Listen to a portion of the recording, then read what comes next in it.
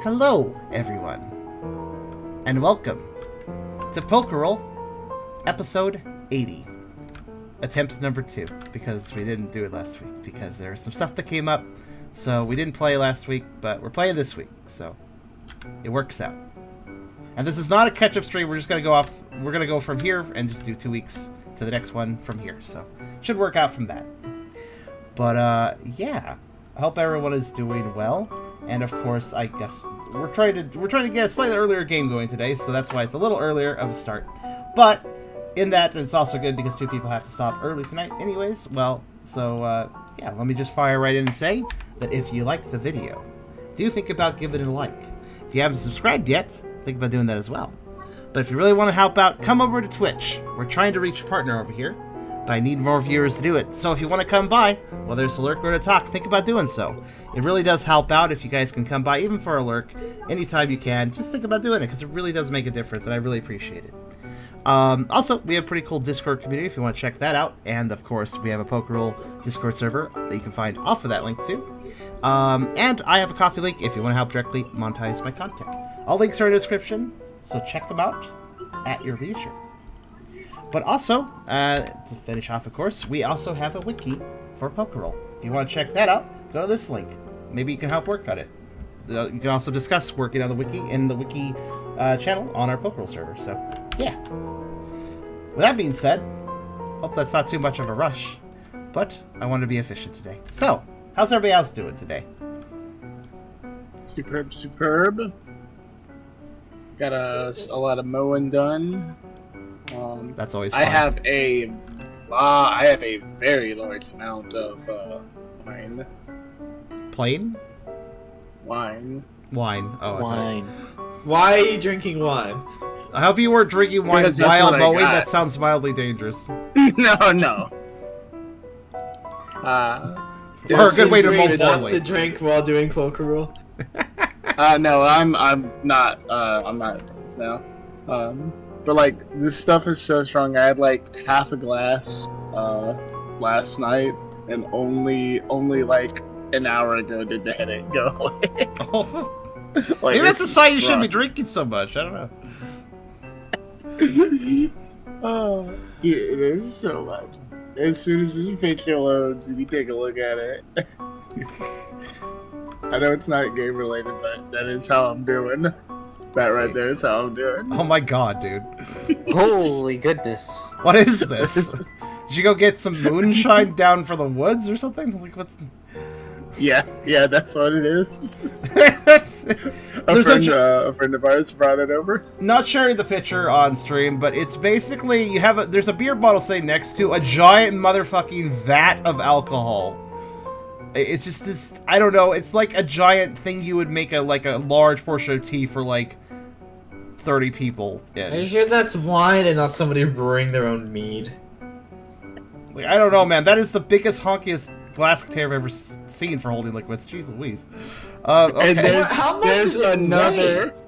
There's It's quite another. heavy. There's another. Oh, Okay. There's also a mason jar. Are we gonna have to stage More. the convention? I don't think Tubby is going to be consuming all of that. No. It only takes a damn cup of it to get this. So Well, that's like a year. Something. This is what shot glasses were invented for. I just want to pause it. We're gonna like share it with as many people. Please as we share can, it. Like, yeah, because it'll take us a damn year better. But while Karserus probably does a recap, I actually have. There was a lot of between last game we actually had 79, and this one. There was a lot of just random art done up, so I'm gonna just share it. It's nothing session specific, but a lot of It's almost like it's been 3 weeks or something. It's almost like it's been a while. Yeah. Almost like there was an extended time between sessions or so. That's ridiculous, though. That's not what happened. We're too professional for that. We're To professional. happen again. But I last can see session, Kyrio's circle lighting up with no sounds coming through. Kyrio, you're broken again.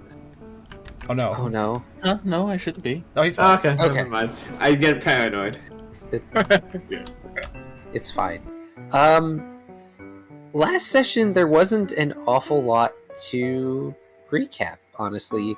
You all spoke with Ariados / the seamstress for a while longer. Picked up yet another side quest. Yes.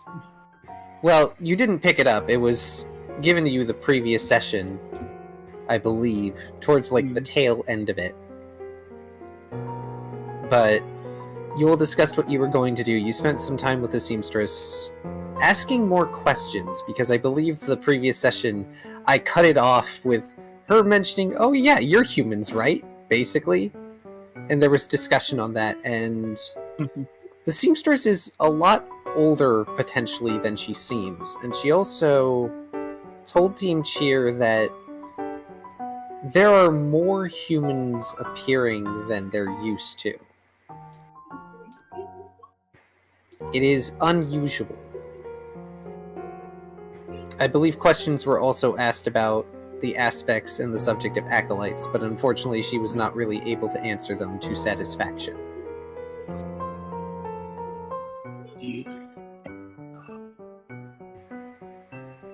Oh, man, the eyes are so good. Like, Oh goodness, that one. With the coat you don't have yet. Soon. I didn't expect that to be... I commissioned it and then I had it legitimately 4 hours later. I wasn't expecting that. But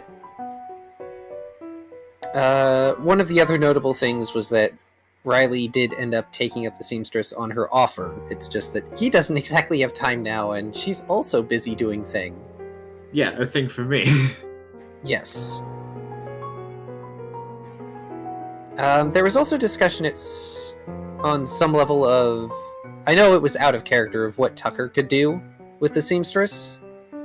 And it was basically he could probably work a loom and make things like banners and cloths and things like that. Specifically the, and also the, Tapestries. Tapestry, that was it. I was going to say a specific... And there's also a tapestry mission to be at the gallantry as well. Yeah, we have to steal a tapestry. Yes. Or ask for it, maybe. No, we're stealing it. Heists are way more fun. Brooke wants to be a pirate. Let's be pirates.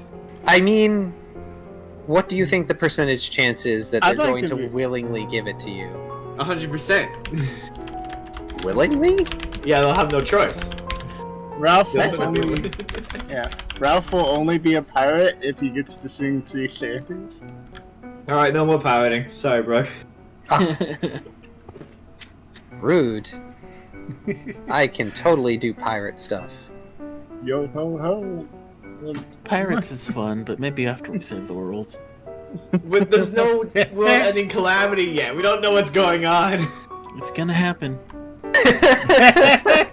We're not gonna screw things up that bad. Okay, when we save the world, we have to not let anyone know that whatever was happening was our fault to begin with. We might not even be our fault. What's that mean? Something totally not your fault. But the session proceeded, and you all went out into the muted glade to go find the mansion that the quote-unquote noisy neighbor is in. Well, that went good for all of 10 minutes. And then you got ambushed by a pair of crowbats, and several of you got badly poisoned.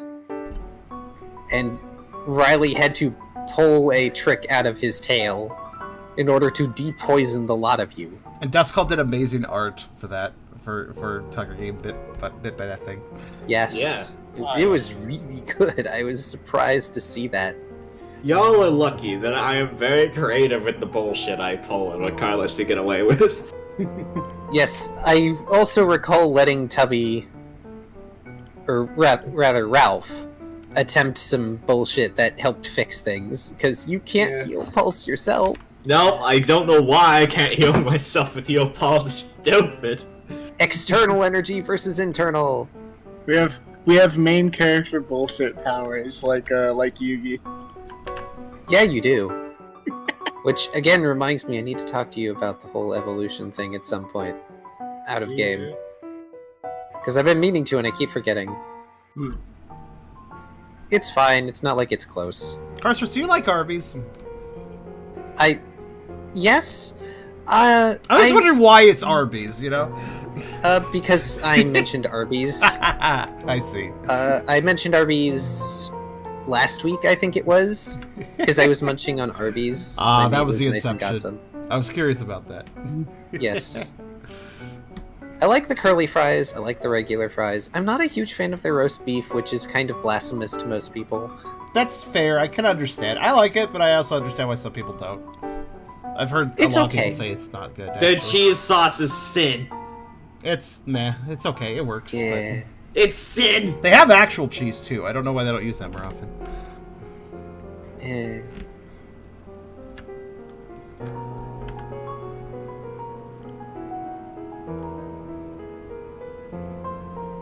But last session ended with you all taking a brief rest, in which you only recovered about half of your damage and stuff, which for the most part is enough to heal you.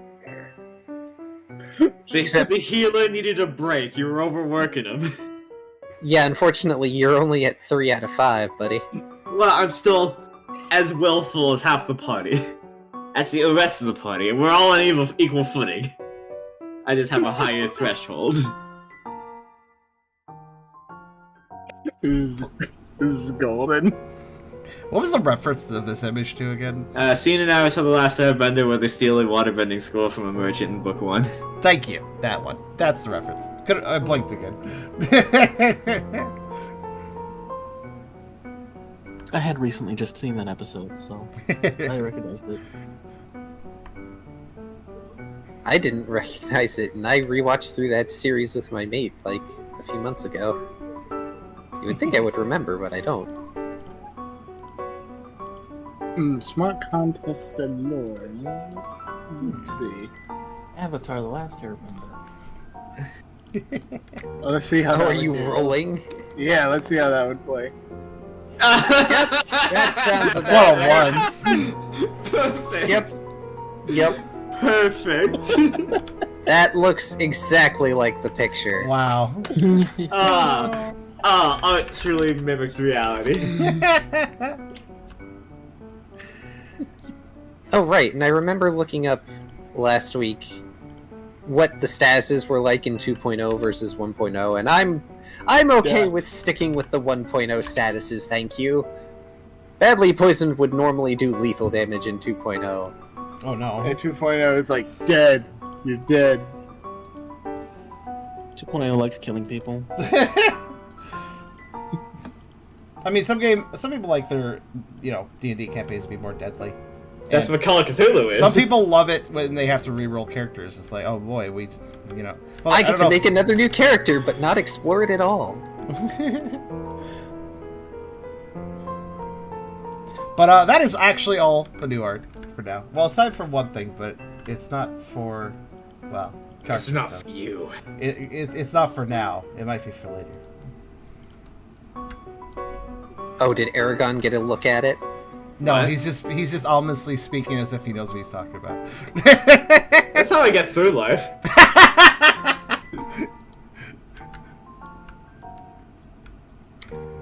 No, do not have Ralph use his hat for shenanigans. We're not going through that. I feel like I have to mention, every single party member got their eyes featured on the Riley art. Yes, that's Oh. true. Ooh. That is true. I can pull it back up to point that out, actually. I did not realize this. I was wondering about that. You can probably tell which ones are Tucker's. They're the least angry looking ones out of all of them. Yeah, I did find Tucker's. Tucker's are easy. Tucker is mildly cross. Here, hold on. Mildly cross. There we go. Yeah, let's see here. Also, Tucker's eyes are unique, like really easy to tell. I think we have. Yeah, they're everybody with rounded. Candy pink too. I mean, as the others, I'm not so sure. The ones below Tucker's eyes are the other two. Other party members. Yes. Okay, so that must be me in the The corner. green eyes look like Yes. Sonic. It's a little bit to me. I don't know why. Brooke's Crocodile. eyes are green, so I guess those are his. I guess so. Liz are the very blue eyes on the right. Mm-hmm. Oh, the ones that look Oh. incredulous. Okay. Yes. I can't place any of these really. Timer's eyes are the ones up top, and the rest shall go unsaid. Fair enough then. Because you all don't know who they are. You haven't met them yet. Oh, Have you met them yet? Yes, Are yes, they I the have. ones That's you why they're killed? on there. what a secret socialite you have been. What was that, Tubby? Are they the ones you killed? Well, you really hit the nail on the head there, didn't you? Oh no! What else would they be, really? True. I hope you remember what they are, because I don't remember what they are. I remember what one of them are off the top of my head, and that's enough for me to control F the rest of them. from our Control F or DMs. just F in chat.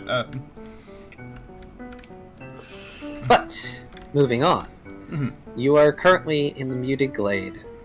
You have survived an encounter with a pair of Crobat.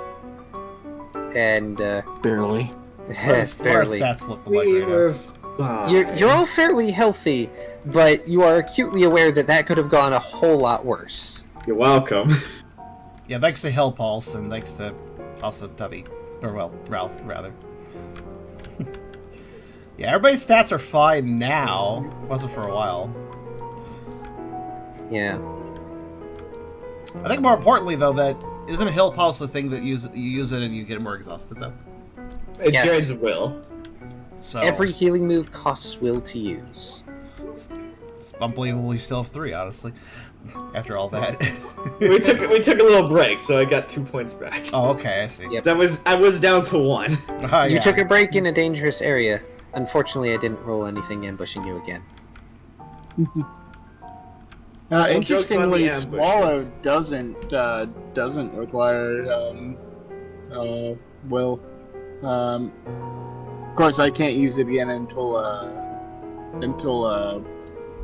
guess an hour. It doesn't specify on the card that healing moves cost will. That's just in the book.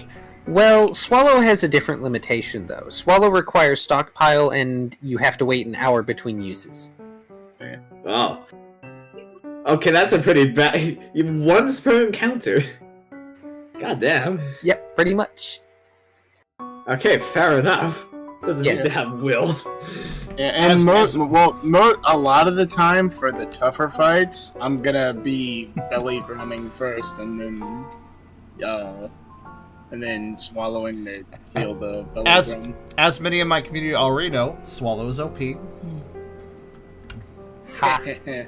What does the green symbol on heal pulse mean? That's just the Oh, range. That's the its target. range. So that's, you can that's select any ally. That's what Yeah. that means. any one ally. I So see. instead of like endure, which is you, or regular attacks, which is an enemy, that's just any ally. I see. I don't know why that gets its own picture, unlike anything else in here, but yeah. I'm So- gonna have to upgrade it to Heal Pulse Plus for a better healing move. Yeah, Stuck in that's Final just a Fantasy. confusing symbol, I guess. Yeah. It kind of makes it look like it can target everybody. No. No.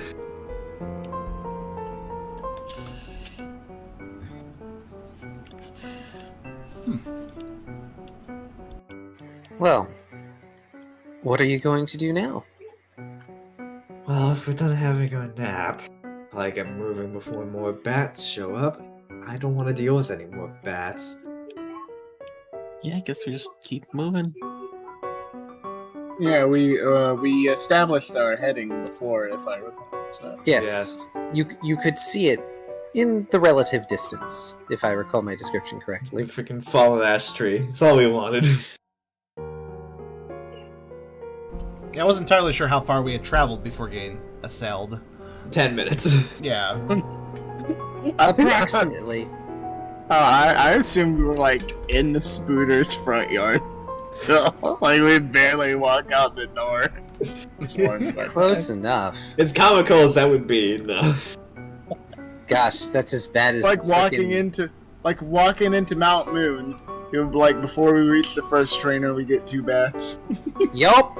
That's exactly where I was going, where it's like walking to Mount Moon and immediately encountering Zubat.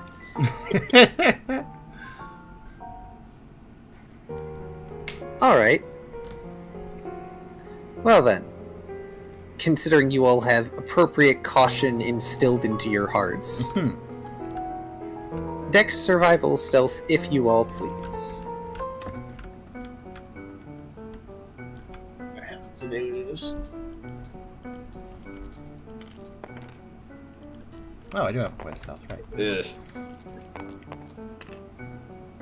Oh! Oh my god! It's dark. Tucker is unseen. Yeah, so Tucker that does makes sense. cloaks. Tucker Yeah, got Tucker bit just enough last sprayed. time. He was always cautious. If you remember last session, I was talking about how he was always treating the weird environment with some amount of caution and quietness. So he's gotten only more quiet after the encounter they had. Yeah, he just straight up cloaks. He's just like, "Voah." Tucker hunkering down in the grass, shuffling along behind everyone else. And then there's Ralph, who There's attempts to be stealthy. Ralph's idea is stealthy. He's humming his own stealth music. That would Da be da da! Da da da! Ralph, roll me a doom die. funny. Because I got big old bunch lex feet. Alright, how many dooms? All of Yeah, them. Salandit! All 6 of the dooms.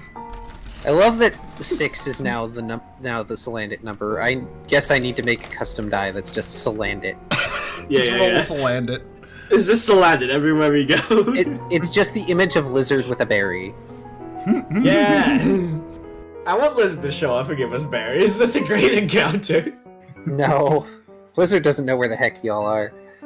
I'm pretty sure Lizard has a Riley sense at this point. Find me anywhere. So as you are attempting to be stealthy, suddenly, from above, a pair of red spotlights shine down on you all. Woo! Everyone freeze. That goes there. Actually, Look if it's up. red light, green Let's- light, then we should freeze. You look up, and there is a hoot-hoot sitting on the branch. It's staring at you with its red spotlight eyes, which I am pulling from the show. I don't Oh, understand yeah. why they have red spotlight eyes, but it's great. Hey, I don't remember that yeah. trait, but I kind of like it. I think it works for him. Hey, so what's your name?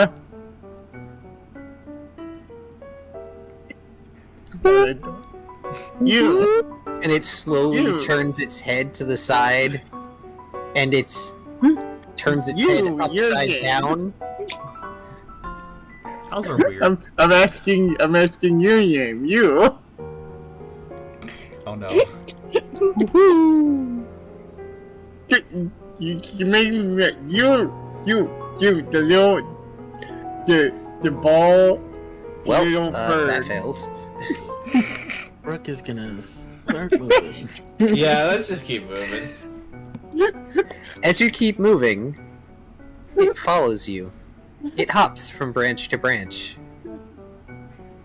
You are exposed. Riley's gonna like raise an arm up as like a perch and just say, if you want to tag along properly, otherwise stop following us.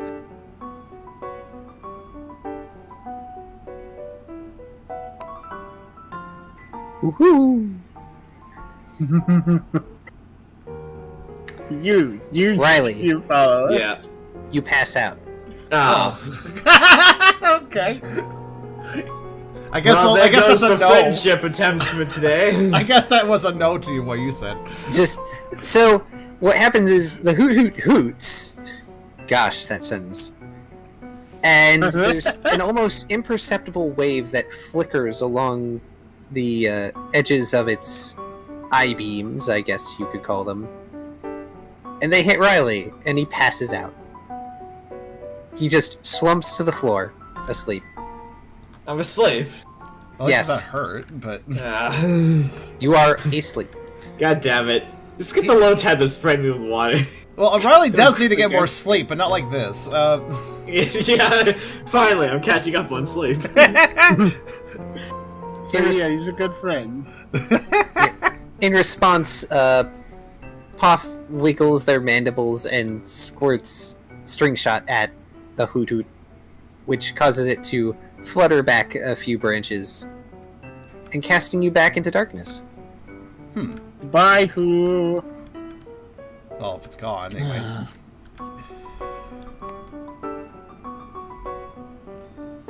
You say that, Ralph, but on a further branch that's too dark for you to see, a pair of gold glowing eyes open up. They stare at you. Wave. Can Tucker discern through the dark? You may. Okay. You are free to make your insight survival alert.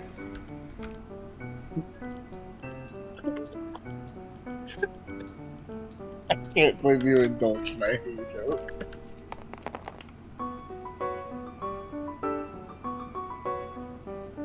Look at those twos. Well, no You might need ones. to prepare for a fight. So Tucker, that looks like it's bigger than the hoot-hoot. Tucker will answer Brooke with the statement and the group as a whole. I think you're right. That whatever that is, it's bigger than hoot-hoot. Somebody wake me up, please. It's fine, sleep only lasts 5 minutes. But Poff and Ralph, wake up. Riley. Poff and your Lotad, who I forget if they even have a name or not. We have not named the Lotad yet. I might just call them Lad. Laddie. Laddie! Yeah! Laddie, perfect! Poff and Laddie are attempting to drag Riley away. It's not very effective. No, you gotta do it like this. Heap. Yeah, heap them up over my shoulder. You just wake me up. Can Tucker do a thing? So these burbs are staring at us, right? Cause Yes. that's rude. Tucker Yes. wishes to do a thing if he can, or if he has to do it as a battle action. I could do it that way too. What are you trying to do? Tucker would like to pull out his half of the fractal shell. Okay, I'm fine with this. Hypnotize it back. Tucker mutters, "Well, if they want to keep staring and want to put people to sleep, I think I have an idea." So he pulls out the fractal shell and steps in front of the others, basically putting himself between the burbs and the rest of the party for a second. And hopefully getting their attention so they stare right at him. Big gold eyes blink, little red eyes blink. They're staring, for now, as you all continue to back off. Gripping it carefully in his teeth, he does direct the shell's hypnotic insides towards the burbs, as hopefully he can also back off as he does so. It's hard to tell if it's working. But he will It keep doesn't look like it precision. for now. Brooke, Yes. could you give me insight survival nature to continue leading your team deeper into the woods and not get lost? I know you have a headache, but I am asking for a reason. Okay. You're fine. The fog seems thicker as you begin to approach the mansion. And since Tucker is backing up and you're trying to keep everyone all together, including poor Riley and his little entourage of pets,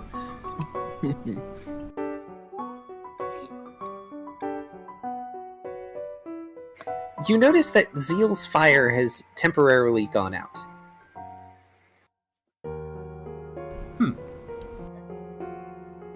Also, Tucker, go ahead and roll me 4 dice.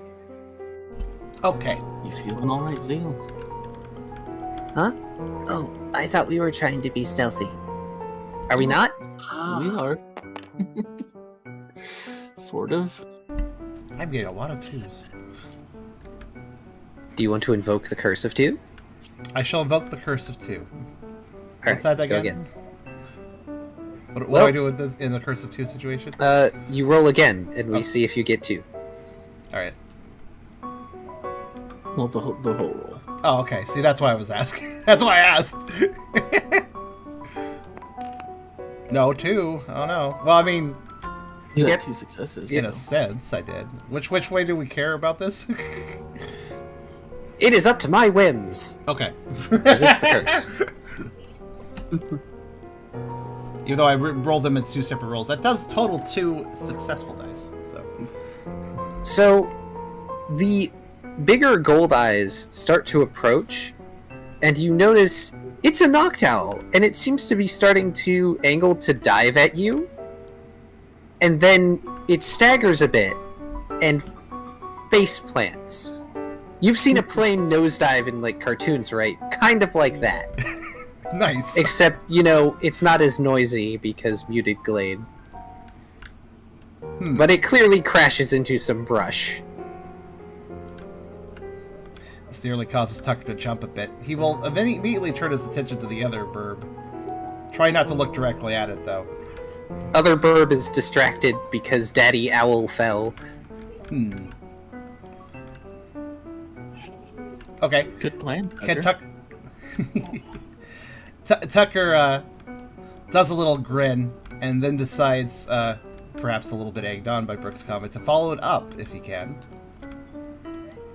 While the hoot-hoot is distracted, he would like to use a howl towards the hoot-hoot to basically make it go away. You are free to roll that, because I believe Intimidate is part of that roll. Yeah, Yes, it is. That's why yep. Also, this will be enough to wake Riley up if 5 minutes is not already passed. Fantastic. I need to get a point of Intimidate at some point. Would a howl work in the muted claim? Good question. Tucker's That's rolled a- enough successes that it doesn't matter. Okay.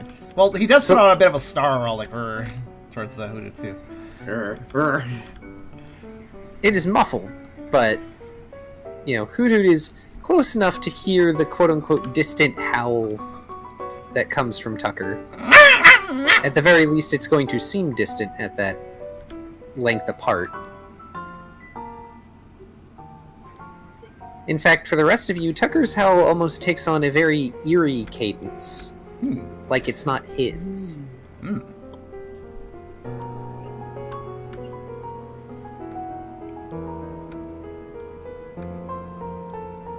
But the hoot-hoot starts and flutters away, leaving its falling companion.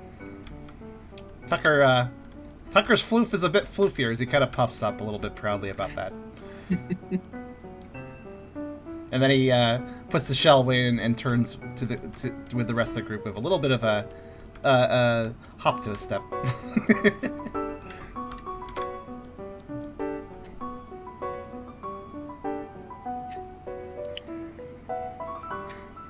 Brooke will pat him on the head. Tail wiggles.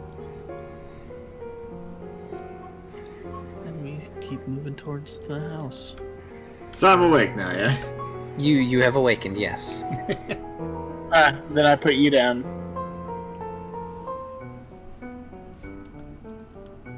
Have a nice night. Serves me right for trying to be friendly, I suppose.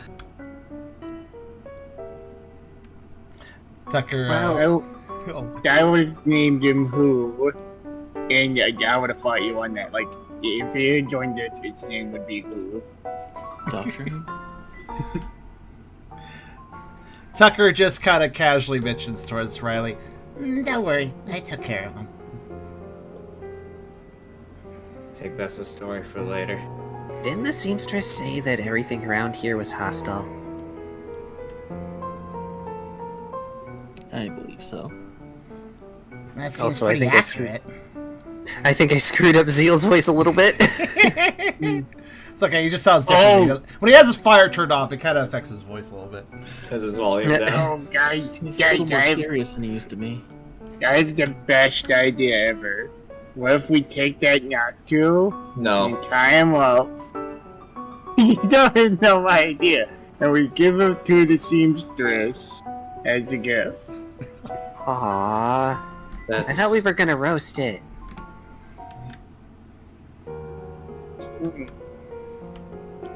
Riley's gonna just move to the head of the group. Zeal looks disappointed. Snarky as Tucker is about what he did, he doesn't look to be interested in engaging those things any further in case they wake up again. We should keep moving. We don't have a lot of time. Right. Or at least I don't want to be here any longer than we have to. That's a decent assessment. Can we find this freaking fallen tree? Can we be done Tucker, with it? Tucker ear flops and does a little nod. He's not exactly fond of the environment either. I forget why you're looking for the fallen tree. Instruments. Oh, right. Yeah, that was on the way, I believe, to the mansion, more or less. Supposedly, yes. So anyone who wants to look for that fallen tree can do an insight survival nature. Nature? I'm not Yes. Did Riley just bring up the tree again? good. I mentioned it to the seamstress, so everybody knows that I'm looking for a fallen tree. I don't think he ever explained why he's looking for. Oh my god! What's the roll again? Tucker will help then. It's insight survival nature, Okay. which I feel bad for Riley, but also fallen trees aren't something you can aura sense. It's fine. Yeah, they're dead. Oh Oof. wow! Oof. Yeah, Tucker is not noticing anything involving a fallen tree. Come on, Brock, lead the way. Brooke, however, for a moment you're about to pass it, but you end up stopping, and you notice a flattened area of earth and grass that looks like a place where a log would have been. Or rather, a fallen tree. There's even an uprooted hole not terribly far from it.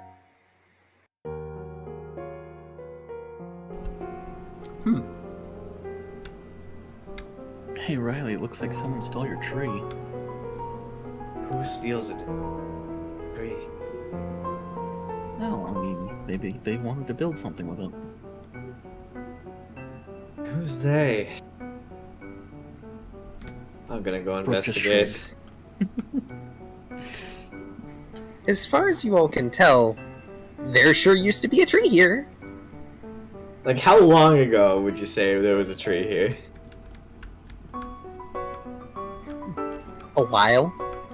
Is there any indication of it being dragged? There is, in fact. There's broken brush and foliage dragging it off in the direction towards the manor. Oh, which that's convenient. seems particularly close now. You can even see dim glow of light through its windows. It's on the way. Well, that's lucky. I suppose to get to bother the owner of that mansion for both a tree and to get them to shut up. Fantastic. I wonder why they would want it, though. Well, they live in a mansion. Maybe they want more furniture. Why does Riley want it? Hmm? Why do you want a tree? I don't really want a whole tree. I only need a decently sized branch. Or two. Alright. Well, I guess it's in the mansion then. I want to have a guitar belt, Brooke. Oh.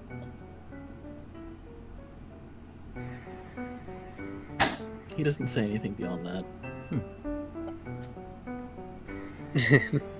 Well, Riley will not elaborate further unless prompted. Well, Tucker actually will cock his head and suggest maybe you could get wood from another tree? Florence specifically requested wood from here. I don't know why, but I don't know how to make guitars either. Well, as you all begin traipsing once again towards the mansion, you realize that the muted glade opens up. And the mansion is a bit more clear, if overgrown. And the light of the moon is cast down upon it. It's large, but it doesn't seem to have multiple floors. And it looks as though there may be some other building attached to it in the back. We can swap to that image now. Okay. Would you also like to swap music? Yes. Give me a second to find it. Yeah, I recall we have music for this. I just don't remember what it was We called. do. And would you like the other thing to be replaced in the table map, perhaps? Or I could just overlay on top of it. That'd be actually easier. Yeah, overlay on top of it is probably the better idea, because I don't want to replace things, because I don't know what will vanish and what won't. Yeah, technically I could add another state to that, but I kind of forgot how to do that.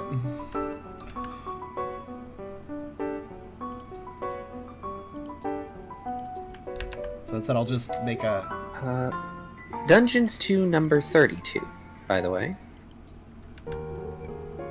Oh, this one's a bit louder, so you may want to turn down. Quite fair. Oh god. It was... Which one was it? 32. Yep, 32 Dungeon 2. Dungeon 232, okay. I will turn it down before changing the song, make your life know. And I will move your characters aside. Like half volume, probably. Let's see if that works. Half or less. This one's a bit loud. It does swell, doesn't it? Yes. And as you approach, you hear song.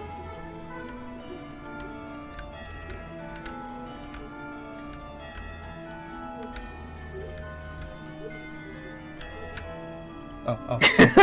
That's good enough. That's good enough. Oh no. Oh no, there's too much stuff in the way. Slight problem. Is this actually the mansion? Yes. Did you intend it to be that? I guess you did actually. Yeah, I get why you did. Hang on, I'll scale it down a bit. Maybe we should move a piece. Yeah, maybe bags. Maybe, all these doodads. Maybe. Let me hold it for a second, if you don't mind. All right, go ahead and move things around a little bit to make room first. Move everything. Oh, I should promote. Yep, that's fine. Or can you move things? Okay. Flatter things, it's fine. Bags might be in the way. The only thing that was in the way was trash. Okay. Yeah, there's the dungeon icons, but that's like I can't really move that, so As long as it doesn't go into the bag, I guess. That should be fine. Okay. yeah, it's too big. It's not going into the bag, so it's fine. Yeah. But yes, I backed Dungeon Alchemist, and it recently released its early access on Steam, so I got access, and I got to fiddle around with it. I've locked This it. reminds me of Cluedo. I've now locked it, so it should be stable now. Yes, actually, Yeah, a friend of mine has. I need to showed unlock me it for a reason. Showed me some cool Dungeon Alchemist stuff. Hang on. You might want to keep Ralph away for a second, dude. Okay. Okay, I think he's doing the thing. He wants to. He do movements. Wait for that first. There we go. I needed to move dungeon icons because we're going to use those. Yeah, I figured that would make sense. Well, yeah, they're usually useful. All right, are we good now, or? Yes, we are good. We could make it a bit bigger now if you wanted to, but I wasn't sure if you were trying to fit us on the tiles. I don't know if we can reach that size, but There, make I it scaled it bigger. up a bit more. the bigger the better, I suppose. Yeah. I may have spent a bit of time today finishing this up as Oh, best I merged. could. You know what? Actually, it's okay that it merged to the Game Boy. It doesn't seem to be exploding. So, Yeah, so long as it's not. Oh, it's under the Game Boy. It's fine. oh, okay. I may have also used the AI to generate some things for me, so this is not like handmade. So you backed what was it again? Dungeon Alchemist. And it lets you make maps. Yes. This is a top view of a 3D map. Okay, cool. Yeah, it's really cool. You can paint rooms like to say this is a kitchen, this is the living room, and it will fill it with furniture for you. And then you can go back over it with a fine-tooth comb and say, actually, I want 2 chairs here, and I want a bookshelf here, not over here, and the fireplace. There should be a fireplace here. Car, I could make copies of everybody's models and just make them smaller. You could, but If you want. it will be easier. I just suggested that. It will be easier if I... Oh, nice. Oh yeah, that makes, you know what, that's way better, yeah. And then just we can just put ourselves on the edge. Yep, and that's why I needed to move it, so I had all the dungeon icons. So, for now, you may each grab your own pieces, if you like. That is so perfect, I didn't think about that. Good work.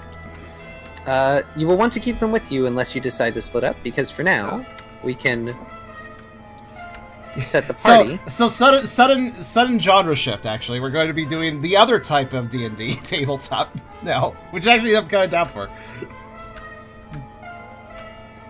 And also, the tiles are... We can all stuff each other onto one tile, too, if we need to, so... The tile icon size. Well, I like what you said first.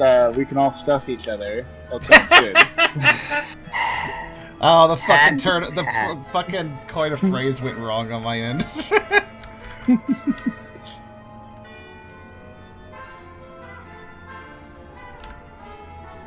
Yes. I would have done another floor, but also time constraints, and this is big enough. Oh, I want to posit one thing, Car. In the Yes. future, if you wish to do this more often, we should... I know there's a way to, like, build a table next to a table. That might be good for this sort of thing. That would be wonderful, but that's for another time. Yeah, just bringing it up. Yep. But yes, please enjoy this nice little map. Yeah, You enter. I assume, anyway. yes. It's not particularly difficult, though they are heavy wooden doors. Though you will all notice they're engraved. It looks like a pair of Gardevoir, who, yes, suddenly Pokerole... There's an option to export things in a version for Roll20, so nice. It works well. Yes. Each door looks like a Gardevoir, with their hands meeting in the center. Ooh. With the engraving. But as you enter this dimly lit manse, you see before you a great hall. Suits of armor and several pillars marking this place, as well as a few paintings here and there, and what looks to be some sort of overly large armoire or cupboard. There's a door to the north, a door to the east, and a door to the west.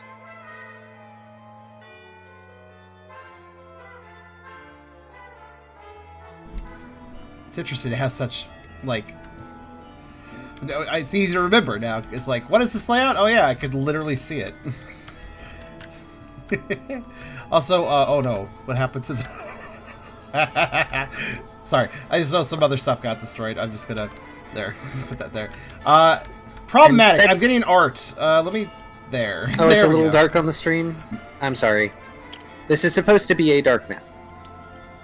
I'm sorry if people have trouble seeing this. Also, muting is fine, Kyrio.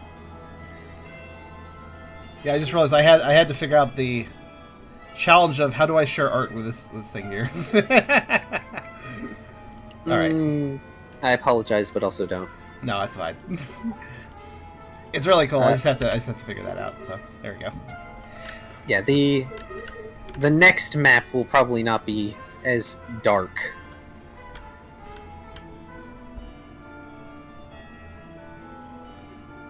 Also, very nice work, Keysquid. And you all are free to explore. We can assume that, unless otherwise noted, the team is together. And, oh, the fractal shell is under there. Haha. Oh no. You are free to explore whatever room you are in. Just let me know if you are going to move to another room without the others. Hmm. That way that way your piece comes into play. Hmm. Okay. Huh. Oh, this is fancy. Fancy. Hello? Anyone home? Burke calls, also sort of testing if his voice carries it all here. It does. Oh. There's a vague echo. Sound seems to carry almost normally in here. Interesting. We get a closer look at these suits of armor to see if they look human. Something like take a look at them. Okay. Like they're And we'll Pokemon just shaped. mark you by one of the armors for ease of use. Hmm. The armors are humanoid in shape. Interesting. Yeah. They are The- not human I- armor, yeah. but they are I humanoid was- enough in shape. Yeah, I was gonna ask if I could tell that. Like, can I tell that it's meant to look like it goes on? Just sort of the human-like group. It is meant to be a general fit for the bipedal, mostly humanoid group of Pokemon. Hmm. For instance, a Gardevoir, a Gallade,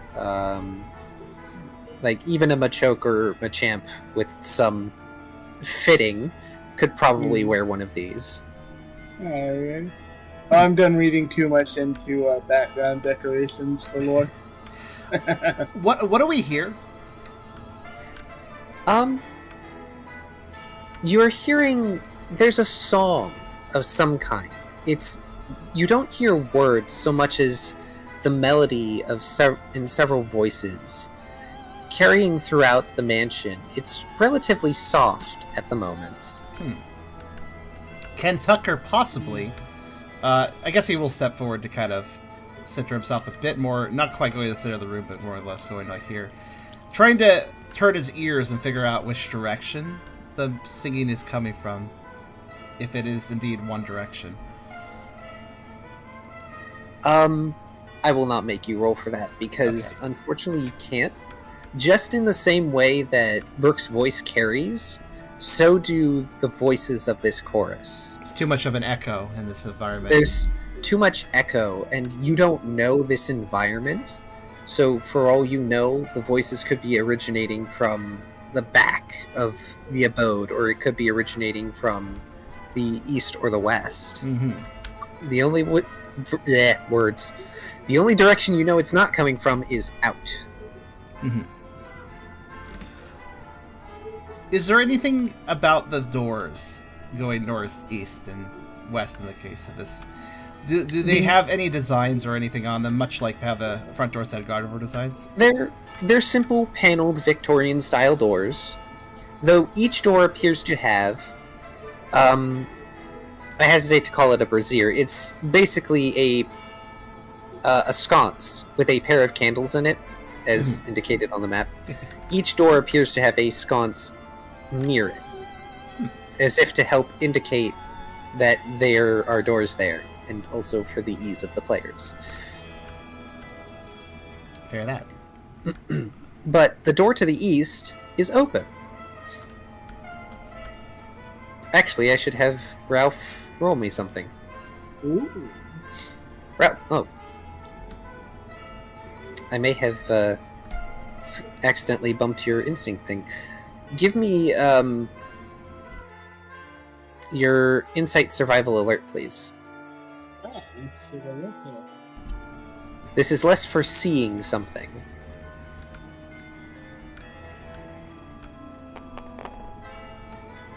Oh. Ah. Okay. Never mind then. I'm curious. I'm gonna use Aqua. Are you sure you want to use a reroll on that?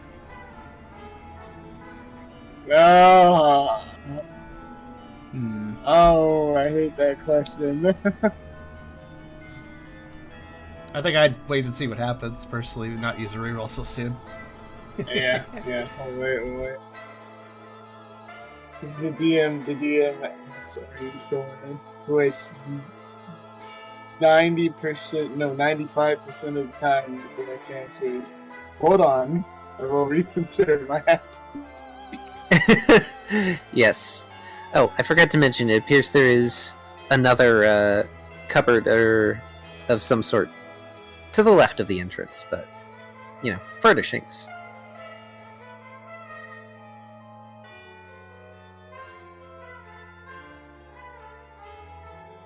Okay, should we go back outside and then knock and see if someone comes?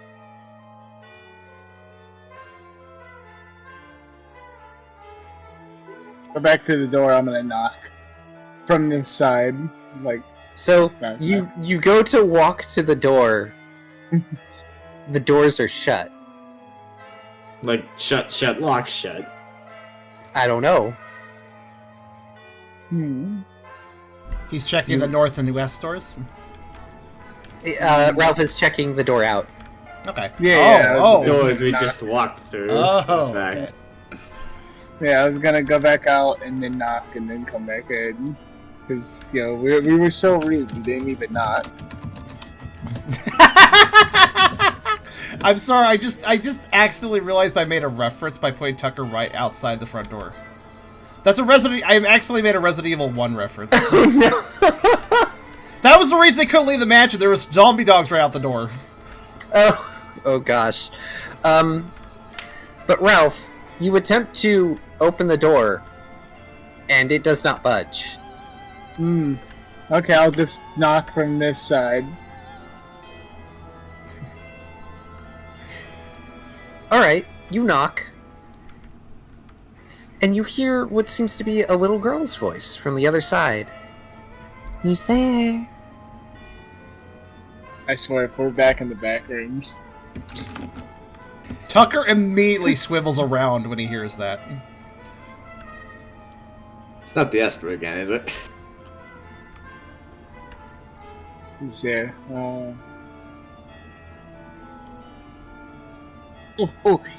It's Boo! Ooh, ooh, ooh.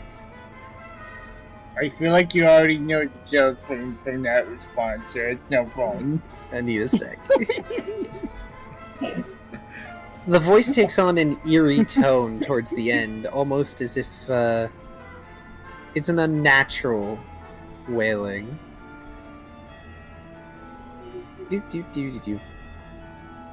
How do we get ourselves into these situations constantly? It's because we're not careful Well- and we didn't knock.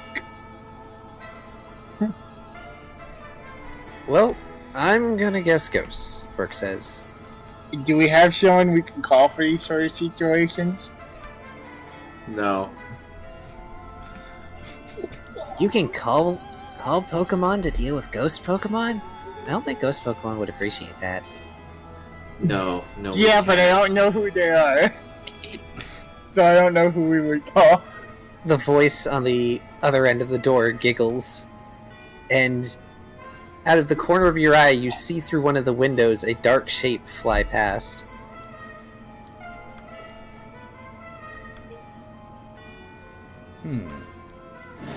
Okay, does anyone have any complaints with me kicking the door open? Or down? Now let's go deeper. Are you kidding me? I mean,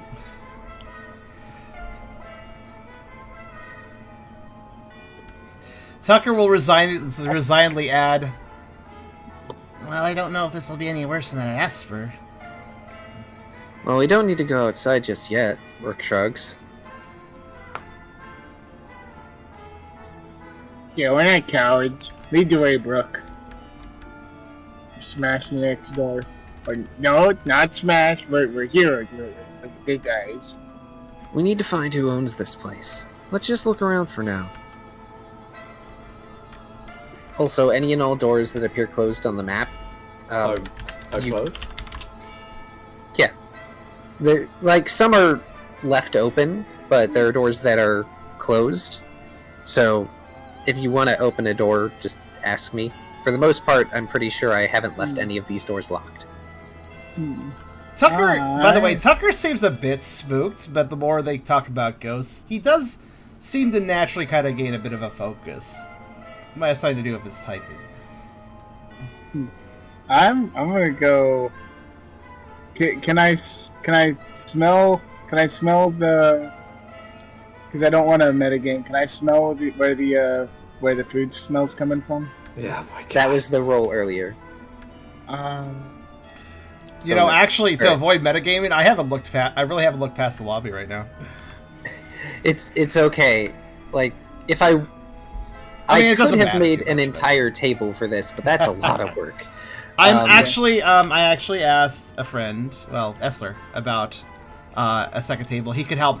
Later, we'll be editing the Pokerole table and making it so there's actually just a separate table that you could dedicate for stuff like this. Brooke tries to open the door directly north. So, this door, I apologize. You asked earlier if any of them look different. This one does look different. I apologize. That's my fault. How I forgot dare you? that You lied to me. All right. I am sorry. It's a top-down view. Okay. Also, I want to bring up one thing. People were in the chat were commenting like the table's a bit dark. I know why. This is doing real-time lighting. You just didn't provide enough lighting for the map to. I get it. It's supposed to be spooky, but like, yes, probably would have been good to turn up the light values a little bit more. Even so. Yeah, It was darker before because I had a bunch of the sconces unlit. So I'm glad I lit the sconces that I did. Yeah. So, yeah. It's a very realistic map editor, so you have to definitely keep in mind lighting. No, it's fair though. It's your first map, so it's not a big deal in my opinion. I'm just noticing this. It does give you options for rendering the lighting too when you export it. Oh, that's good. So, I do apologize, everyone. Oh, it's quite okay. Honestly, if I zoom in, it's a lot easier to see, I think, too. Yeah. So, Brooke. Yeah, I can just bump up the contrast. So, Brooke, you come up to this door. This one, rather than the regular Victorian doors, this one has a central knocker. And it has a Grimmsnarl face that is holding the knocker on the door. Oh, Grimmsnarl.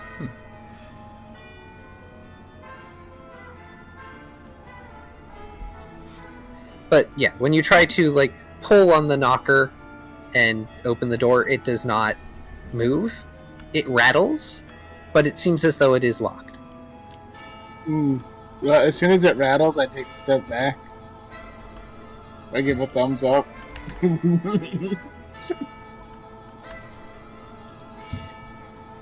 Brooke uses the knocker to knock.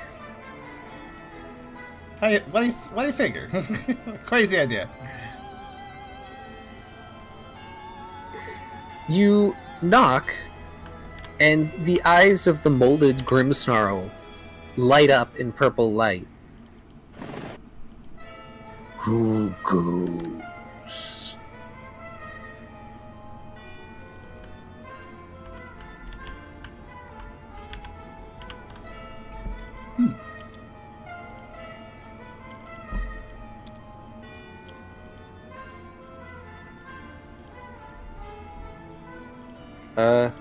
My name's Brooke, he says.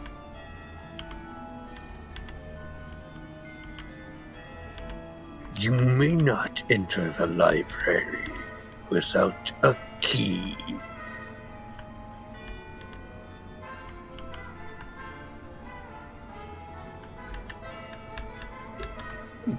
Is there a keyhole in the door?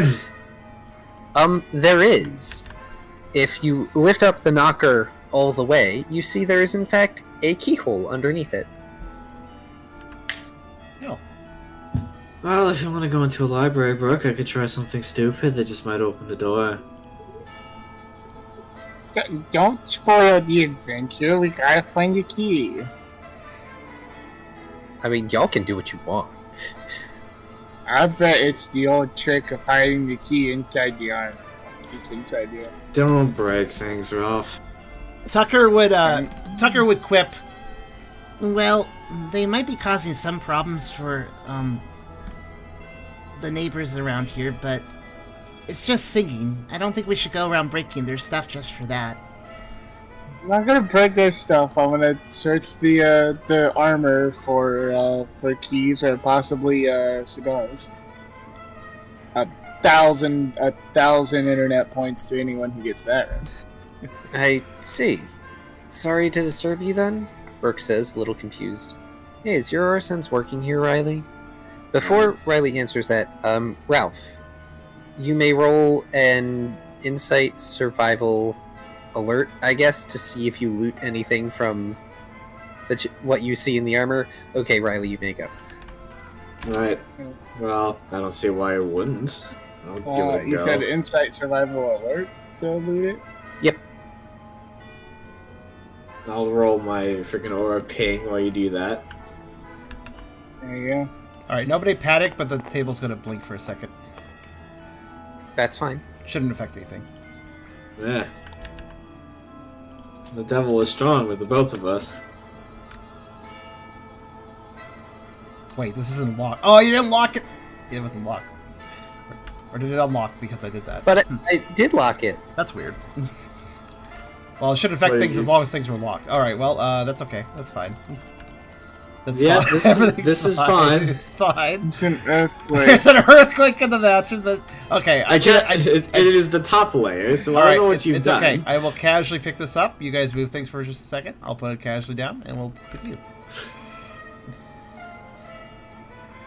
Casually and casually. I don't Alright. see my own token.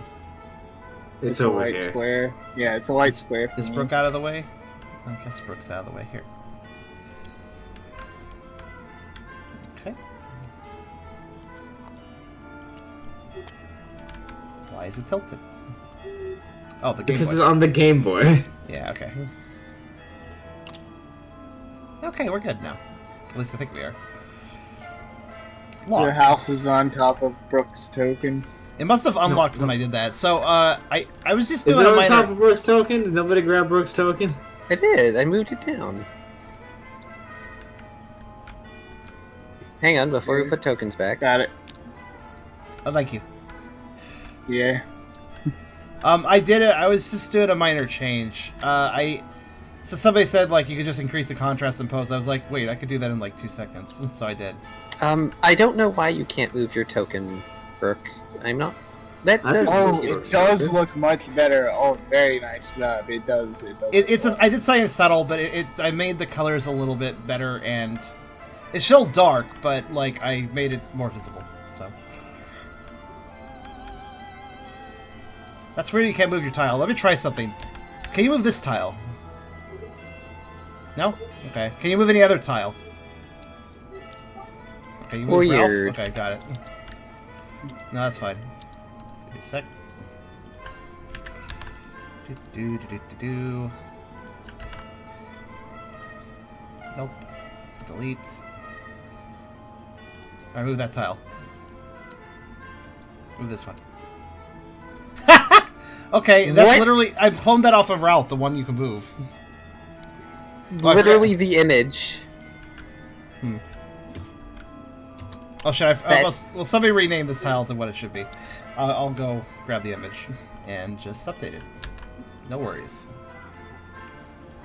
Because obviously you kind of need to move this tile, so let me just... Let me just replace the image, effectively. Oh, that's interesting. File type invalid. Oh, that's probably why, actually. Huh. Hold on a second. Seems the Troisy image on Bulbapedia doesn't exist anymore. Let me just replace it then.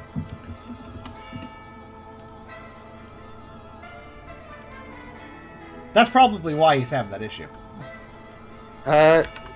While you do that, Ralph, you don't find anything in the armor, but you realize that with some fitting, you could probably walk out of here in a very clanky suit of armor. Tempting, but I'm not down for the straight open theft just yet.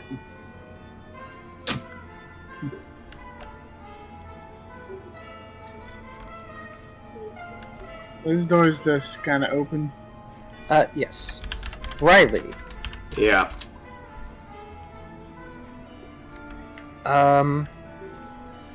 You do your aura ping, and the mansion is like a confluence of energy. Okay, And- for my dumb use of English language, what's that word mean? It's a whole bunch of energy congregating in the same place. Ah. So it's a node. Gotcha. Yeah, pretty much. My engineering brain go burr. You can definitely see that there is a nodule of energy that is lodged in the door, specifically where the face is. When you do the ping, and you can sense various other nodules of energy elsewhere within the mansion. Oh, I see how this is going to go. Fantastic. Alright, I'm gonna try and make a key out of Aurora and gum it in the lock. You gonna Gumby it? Yeah. I'm gonna try and be like the T-1000 and, get in that way. Sure. Go ahead and try shaping Aura into what shape you think the key is. What do I roll for this?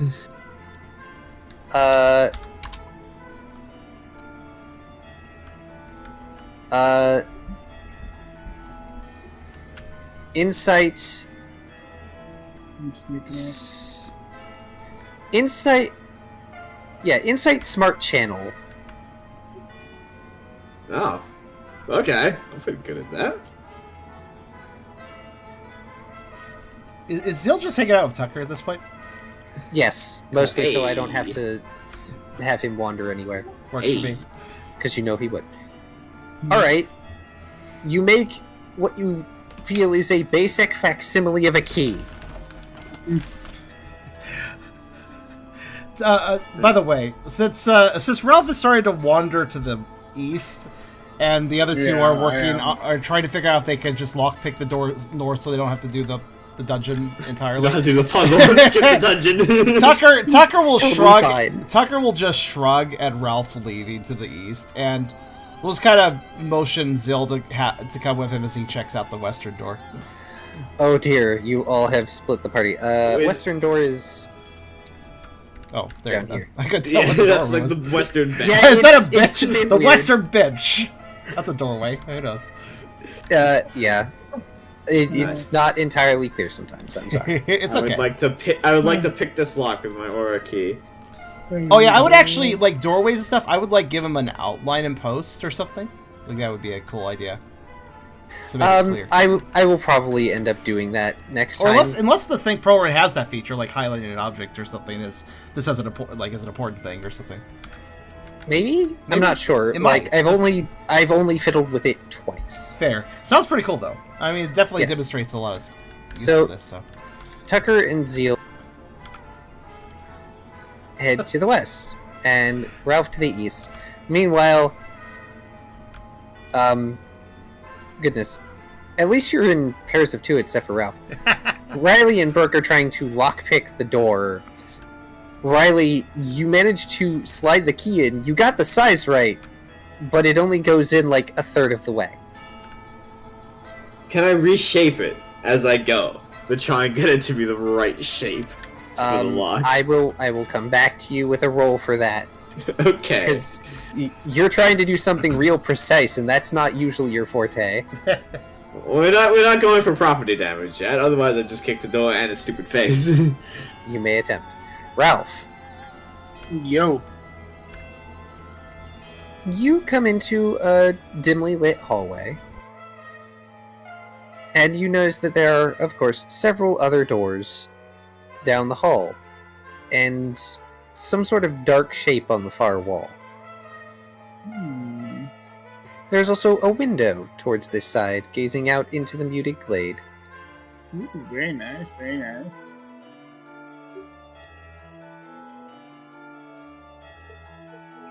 Alright, let's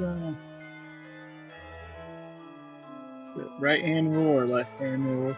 I forget. This door's closer. Actually, the split up is pretty sane because you have to remember that Ralph's a normal type. That's fair. Ralph may be your secret weapon. Yeah, and the fact that somehow he's going to avoid all the confrontations and just show up at the end. Ralph is That doesn't always happen. Ralph is defensively well set up. Tucker is offensively well set up. I'll put it that way. That's how it works in Obsidian Sky. So, Ralph, that was hilarious. you try the door, and it opens. It's not locked. Paralyzed fine, and this kept going. You come to what looks like some form of servants' quarters. There's 4 bunk beds here. Of course, two beds each, because bunk bed. Nice. What looks to be some sort of dice game was just left on the ground near one of the beds, with 4 d6s in it. All of them are 1 at the moment. Huh. I In think one maybe I corner involved a there- certain curse. Looks There like is a someone lit got candle in Yatsy. one corner, and what appears to be a belongings trunk by that wall and window, as well as a table with an unlit candle. Now we're just gonna search that trunk for a key. You open the trunk and are greeted with a cloud of dust.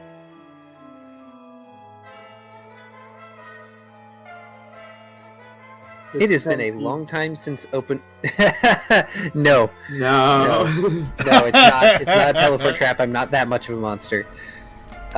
Oof, Rain, you're back in the freaking. Back in the baked plains. I No, was thinking the backroom strap with the. no, but Oh. it seems nobody has opened this in a while. It appears as though there's some moldering clothing in here.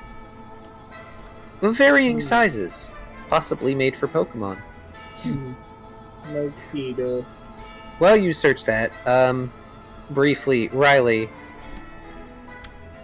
give me a smart survival channel at a -2. Emma's too. Ah, Yes. shit. Yes, and I will get to the result in a minute. Tucker and Zeal. Oh, I will read Brooke's line first. Brooke watches Riley with a brow raised for a while before he looks around. Hey, not to alarm you, but everyone's disappeared. Well, if this doesn't immediately open the door, I'm going to stop trying. Unfortunately not. You don't know enough about the internal mechanisms of a lock, nor I'm very that much stupid. about super precise aura finagling.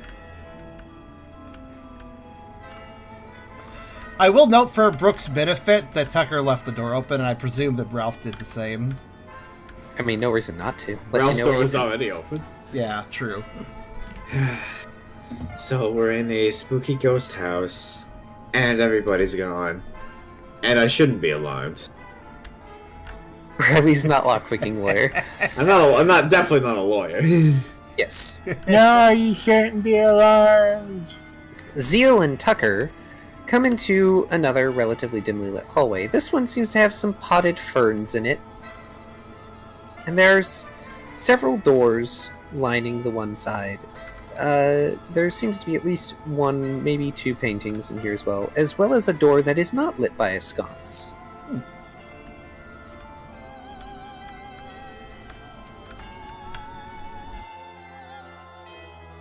Alright.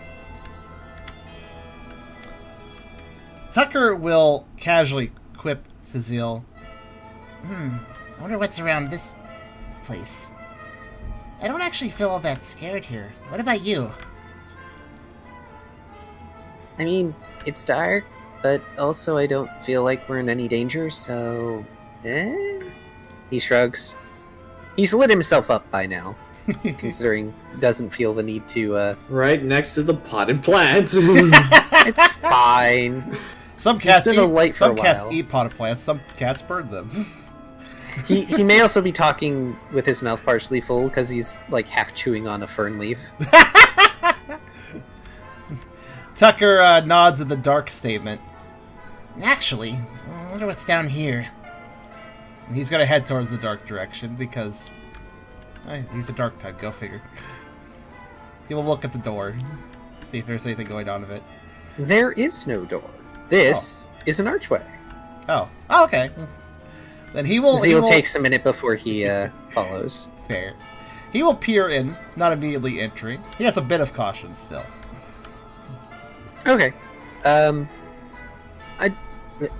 Words, sorry.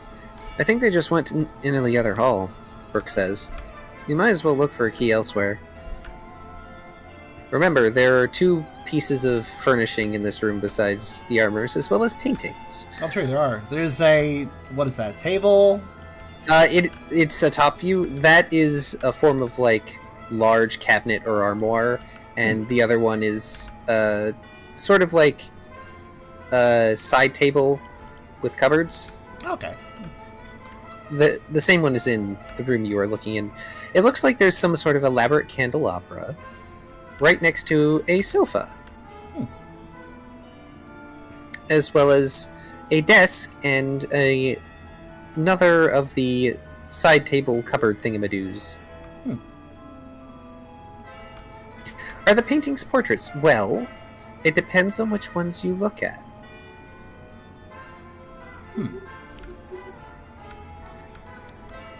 Tucker has yet to pay any real attention to the paintings, maybe once he's leaving. For now, he will enter and start looking around, and he'll comment to Zill. Well, we shouldn't steal, but if the door forward is locked and we need to look for a key, I guess we may as well look around. Why does this stuff look all so much flammable?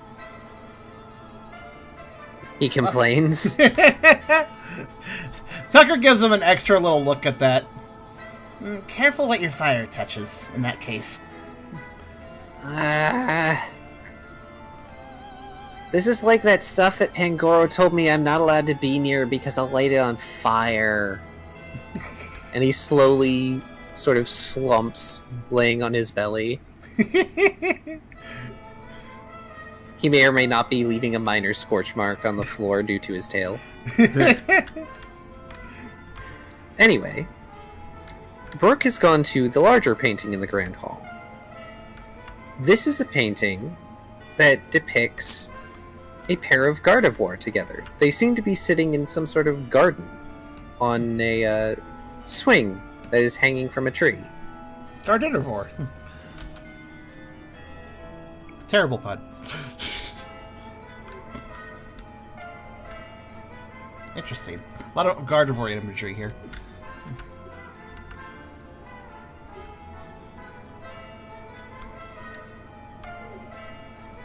Gardenervore. That's better. God. They have a pretty consistent motif in here, Brooke says. Also, I'm sorry if I keep referencing Gardevoir and Gallade. They are the easiest bipedal humanoid Pokemon for me to reference. Oh, there's no problem with that. It's hard for me to remember all the Pokemon. Honestly, it just tells me that maybe that was owned by a Gardevoir family at some point, this place. That is a bench, I believe. Yeah, I think that's a bench and not a portrait. This portrait is really intricate. You could sit on it even. I'm going to say that's a bench. I know. It would be nicer if I could use the entire 3D map, but that would be rough on people. Because it looks much nicer in 3D, gonna be honest.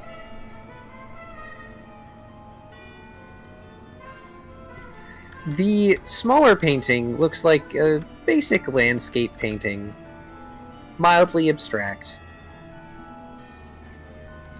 It's a hill with a river, with a red sunset behind it.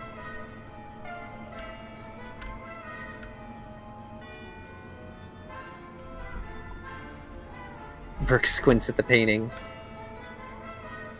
It gets blurry. Weird note is that the paintings are well maintained. They don't have a layer of dust or wear on them.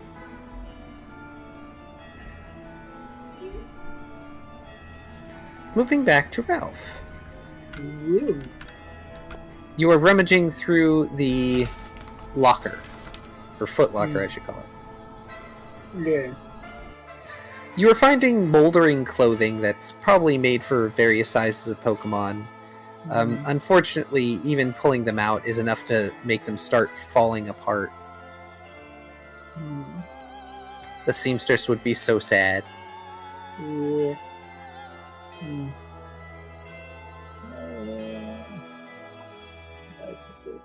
Let's go through.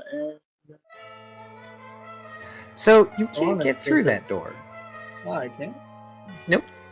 You try it, and then you realize there isn't a handle. Instead, there are 4 square slots in the door. Ah, I bet I use these dice, since there's 4 of them. And then I'm gonna put them in there. I don't get it. Why would someone just hang a picture of a hill on the wall, Burkass? Someone really likes the old Windows XP wallpaper. By the way, in 3D, these paintings actually have imagery on them, and you can change the imagery to a custom image if you want. That's neat. It's kind of unnecessary from this perspective, but also I like what you said there, because all I could say in response is, well, given how old XP is, it may as well be in an ancient mansion. Well, you never know, Brooke. Maybe they painted this.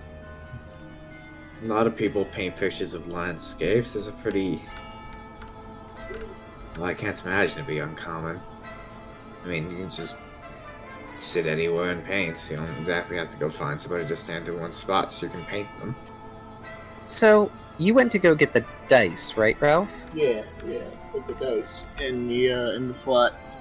Well, They fit. when you turned around to get the dice, you grab them, and you realize you only have 3.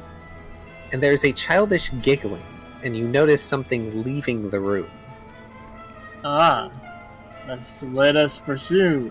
Dun, dun, dun, dun, dun. Okay. Dun, dun, dun. Go ahead and give me another insight survival alert to see if you catch a glimpse of it. Yeah. There's a few directions they could have gone, so let's see if you figured out which one they were heading. I hope they went in the kitchen so I can play with the leeks. Specifically the leaks for some reason. Yeah, I want to see. He wants the channel's inner Farfetch'd, apparently. Well, I'm not a critic, Brooke shrugs. Ralph, unfortunately, you are not fast enough to see where this other Pokemon went. Though, now that you are out of the servants' quarters and you have the 3 dice... what's this thing? Oh, it's a side table with cupboard drawers in it. Can we open the drawers? Can we root through all the drawers? Yes, you may root through the drawers. I want to root through the drawers. Let's go through the drawers, Brooke. Alright. But Ralph, before I go to their thing, you find there is a door right next to you, and it looks like there is another door.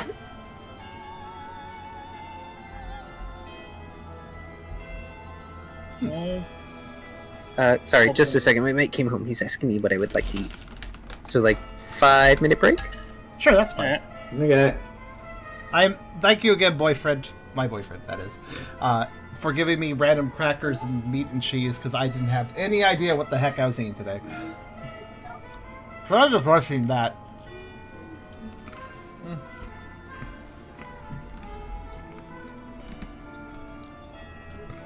Also, Tubby? Yo. Since Ralph couldn't see where they went, I guess you just want to go probably process of elimination. Yeah.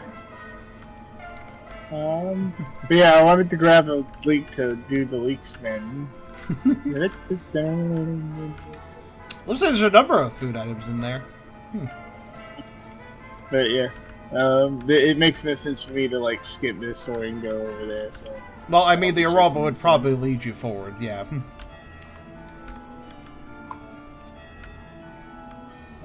And I have no. I have no in-story reason to be like, oh, there's a leak and now I'm gonna spin it around for the meme. So, if I happen to, you're really looking forward to the meme, but but unfortunately, Ralph does not know this. If it would be very bad if Ralph had any more fourth wall awareness than I kind of give him. I mean, I already make a lot of like pop culture references.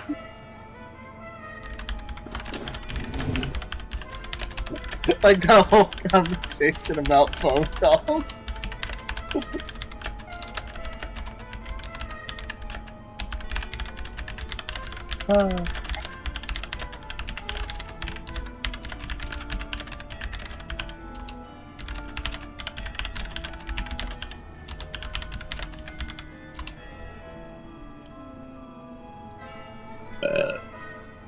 Nice. Oh shit, were we still live?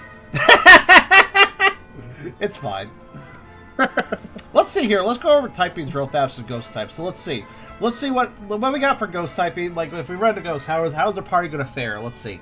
So first off, dark types like Tucker. 2 times against ghost. Though I do believe.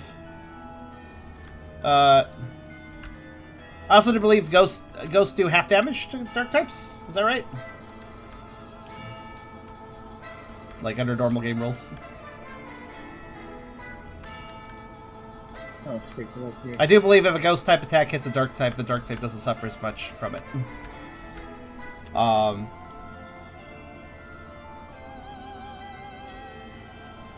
So yeah, so Tucker is at a distinct advantage against ghosts, which is, I'm actually I'm mixing mechanical and story a little bit. You may notice that Tucker posited to Zeal that he doesn't actually feel all that freaked out by this place. He was kind of more he was kind of having more problems with the muted glade rather than this place, because it's a little it's scarier outside than inside for him. definitely less more unsettling outside too. Keyboard sounds. Oh yeah, that was just my keyboard. That's what I do. I have a Brooke has killed multiple ghosts previously. Yes, Brooke has. True. Brooke has no type advantage, but he has certainly done that. And then, of course, when it comes to Ralph, ghosts just can't hurt normal types. Yep. So.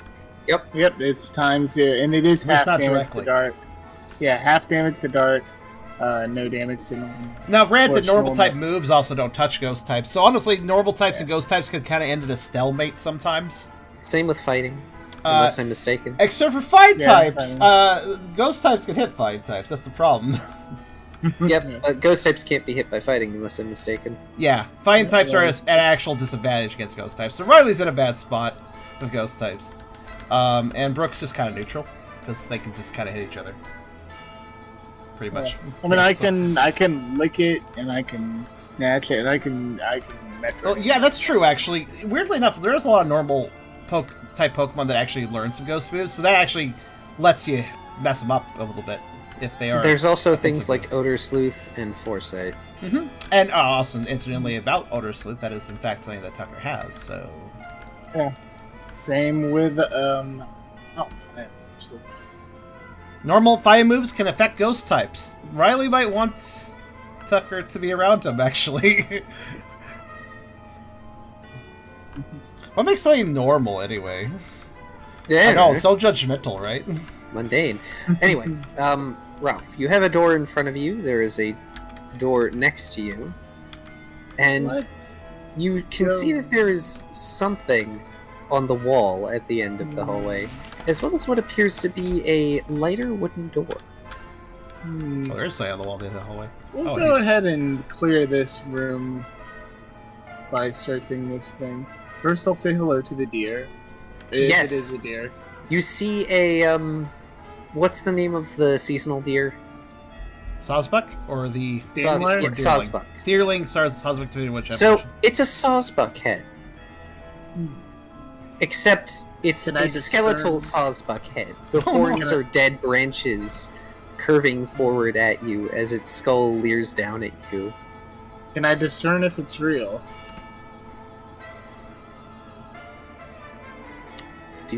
What do you mean real?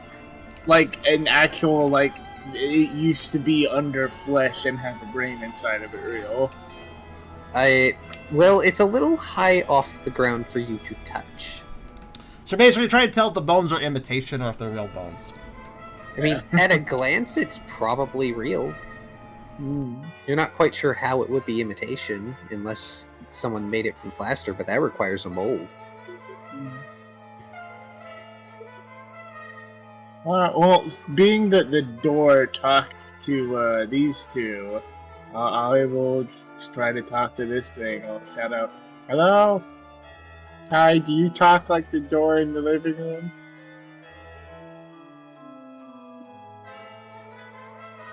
No response. Just the cold, dead socket staring at you. Oh. Judgmentally. Yeah. I will follow its eyes. Where does its eyes point that way? I mean, it doesn't exactly have eyes. They're empty sockets. But I can't quite reach them, right? Correct.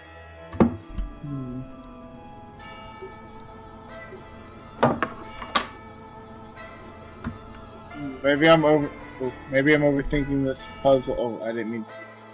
It's okay. Maybe overthinking this puzzle a bit, but I'm gonna roll 2 dice until I get snake eyes. Okay. You gotta be there for a while. Wait, what are you doing? Are you rolling dice into the skull sockets? He is rolling the dice until he gets snake eyes, and then I assume he's going to try and place them in the sockets. Oh, okay. This is an interesting resolution. All right. Attempt. It's an interesting way to attempt. Riley and Brooke, you rummage through the drawers and you don't find a whole lot. Unfortunately, you don't find a key, but you do find a small glass orb that looks like it has a pupil engraved on it, and you find a note. Well, what's this note say? It says, and I will write it in the chat for ease of use.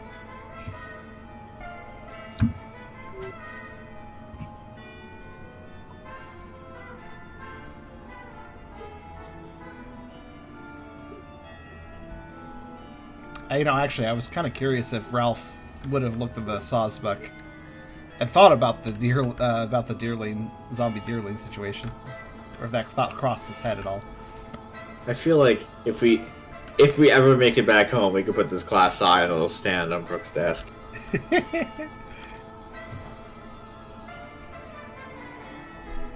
Well, Tucker did lightly say he doesn't want to steal, but they do need a rummage anyways.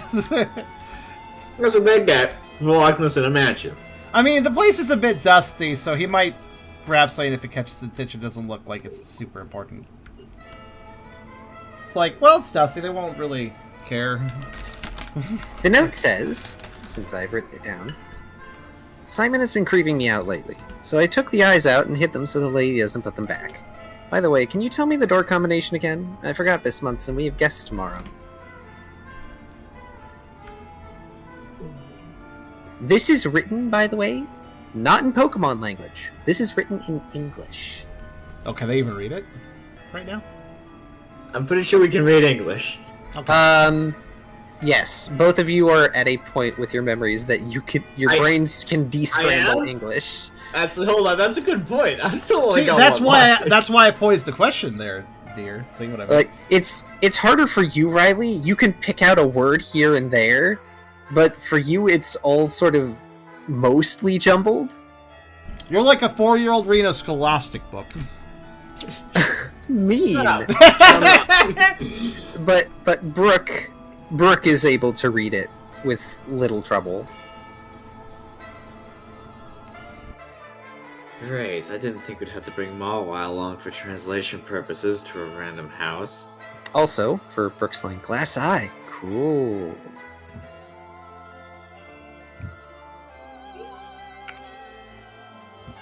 When you hold the glass eye up so that you can see it through one of the sconces, it has a light lavender tint, almost like it was made from purple quartz or amethyst. Could be valuable.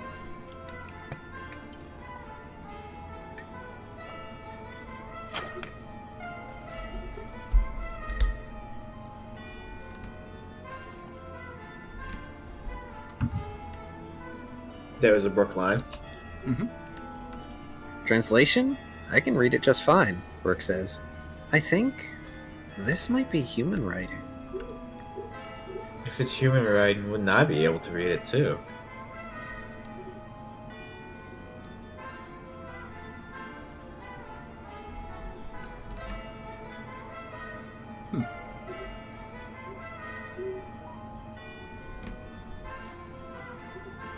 I mean, I get I'm not very smart, but I'm pretty sure I was literate.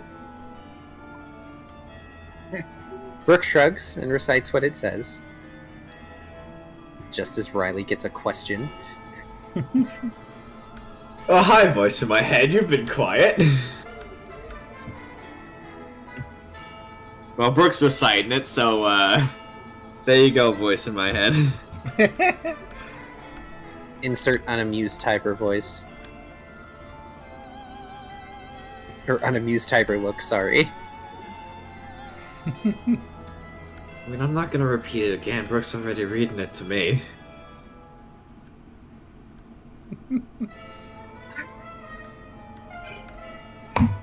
But yeah, so far you two seem to have found that, yeah, there's a door that requires a combination of some kind, and that this eye belongs to Simon, who may or may not be an actual It's person. Deadeye, definitely. Clearly, yes. Clearly. Clearly. Alright. Tucker. Mhm. Since I've been neglecting you for a while. Tucker was really actually gonna. He was gonna start rummaging. He was gonna tell Zill to get off his butt and check out probably the cupboard over here if he's willing to do so. While the desk cupboard thing, whatever. Well, Tucker will check out the larger table. Is that a table? I can't remember now. I believe it is. I believe it is supposed to be a table. Okay.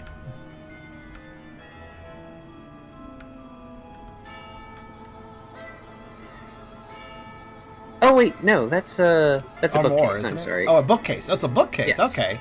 Well, he will ask. Okay, then Tucker will simply react. Hey, Zill, how about you check those cupboards and to see if you find anything? Let's see what's over here. And Okay, Tucker will I start, make no promises it won't be burned. Send it most, please. You say as Zeal does his best to pull out the drawers and rummage through them. As you're looking up at this very human-sized bookcase, you see there are some old, dusty volumes on it. It's mostly disheveled. They don't seem to be important, is a word I would call it. They seem to have titles, and it's intermittent whether they're written in English or in the Pokemon language, interestingly enough. But most of them seem to be titles of, say, fictional stories, or books on gardening, as well as art. Can Tucker make out any of the human, or what he presumes to be human, if nothing else, something he can't read, or can he read it? The titles of the books. The titles of the human books? Those are the ones that are about gardening and art. These are not books that originated from the Plains continent. So Tucker can read their titles? Yes. Okay, that's. I will not give you specific titles. I don't have anything prepared. Oh, that's fair. I just want to know if he could properly read them. Yes. Just keeping track of his grammatical skills right now. Amongst the Mice and men. he kind of notices there's really nothing particularly stand out about any of the books. He does give the whole shelves a skim, what he could see of them anyways. Are some of the shelves too high for him to really check? There are, but when Tucker backs up, or even, when you back up a bit, you can see that some of the top shelves appear to have rolled up scrolls on them. You could probably get a better look if you got on top of the sofa. Tucker will indeed hop up on the sofa and sort of mildly gracefully scrabble onto one of the legs, or the handrest, and then kind of tip up to the top of it. Okay. Just give me a flat dexterity roll. Let's see how it goes. There's also a painting in this room, though it's a little dark. It's harder to see what is on it. You're fine. It's a little awkward. The backing is not as thick as you thought it was. But you do notice there's also a book on the sofa. Oh. That is not a pillow. I thought it was a pillow. Or if it is supposed to be a pillow, it's not a pillow. It's a book pillow. It has two purposes. You could rest your head on it or read it. Secret book pillow. It's a pillow. Within the pillow, it's a book. Tucker mostly focuses on trying to look up and see the top of this bookcase to see what exactly is on top. He'll notice the book only a second. There's a couple of rolled up scrolls on there. It looks like somebody may have stuffed letters or discourse up on the top shelf. So they all look, perhaps pictures. They don't look like anything particularly important. They look more like personal items then. Mm-hmm. Okay. Tucker kind of gives... Oh, yeah? This room appears like it was mostly some sort of sitting room or sitting room, waiting room, living room of some kind. Tucker notes the scrolls, but kind of loses interest in them as he gets a better look at them. But as he starts climbing down from the sofa, he does notice the other book there sitting on the sofa and takes a sit down and takes a look at it. See what it says on the cover. As you struggle to open it. Well, I could paw it open. Yep, it's fine. You manage to paw it open, but you end up with a random page. It looks like it's some sort of diary. And it's around this time that Zeal comes over and he has some sort of cloth in his mouth that he's dragging along the floor. Look what I found! Tucker holds his paw to the page, not reading it just yet as he looks at Zeal. He turns his head a little bit. Some sort of cloth? What is that? I'm trying not to burn it. On that note, Tucker will leave the book alone for a minute and hop down to take that from Zeal before it becomes burned. And he just lets Tucker have it, and he wanders over and stares up at the painting. Huh. Well, they're pretty. Tucker takes a moment to inspect the cloth before he looks towards what Zeal is looking at. What is this cloth? What is it?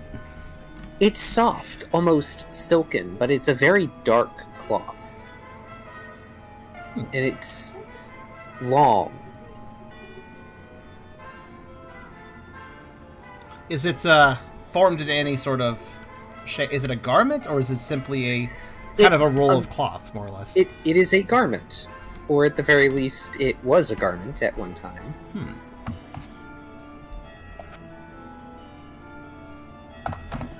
So, a black color, or is it? Or yes. Is it dark? Okay. Tucker finds that mildly curious, and lacking any better place to put it, he puts it away in his bag for the moment. Cool, that would take up a space. Yeah, that's You fine. can just duplicate the Black Victorian maid outfit. It is not a Black Victorian maid outfit, but So it was clothing, but it seems to be undone. It looks like it was a part of clothing. Like it was a part of an actual, functional piece of clothing that's been torn off. And it's silk, you said, specifically? Yes. So it's nice quality. Okay. Yes. Yeah, he'll store it for now. And he will come over and take a look at what Zeal is looking at. You come over and Zeal looks back at you and goes, "See? Whoever had this place must have been really nice." And they turn back and they jump as you look up and you see the painting is of a skeleton in a silk mourning garb, M-O-U-R, not mourning as in daytime, reclining along the sofa.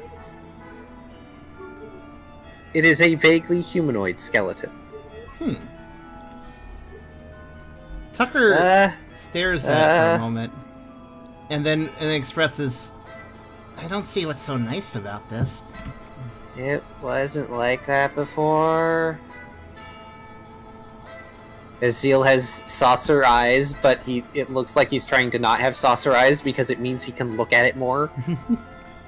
Tucker also gazes at it for a while as he asks, Okay, what did it look like before? There was a pretty Pokemon in it, and not that.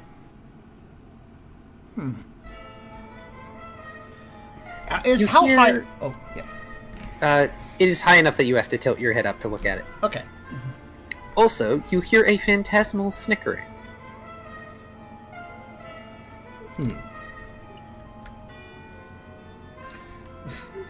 Feeling cautious about leaving his gaze from the painting, Tucker will nonetheless turn towards the sound.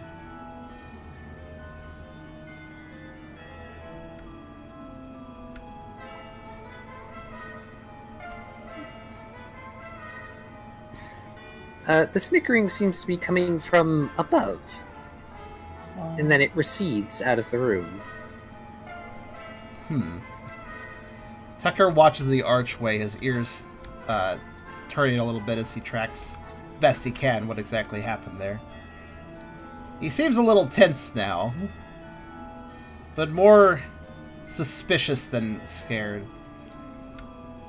Did you hear that too? Yeah, but I didn't see who was doing it. Neither did I. Maybe we should check the rest of the hallway. But I don't know. It might not be good to chase after that thing with just the two of us. Tucker looks once more at the painting before he elects to leave the room. Has it changed again? It has. Instead of a skeleton, in its place is a gardevoir in a silken wedding dress.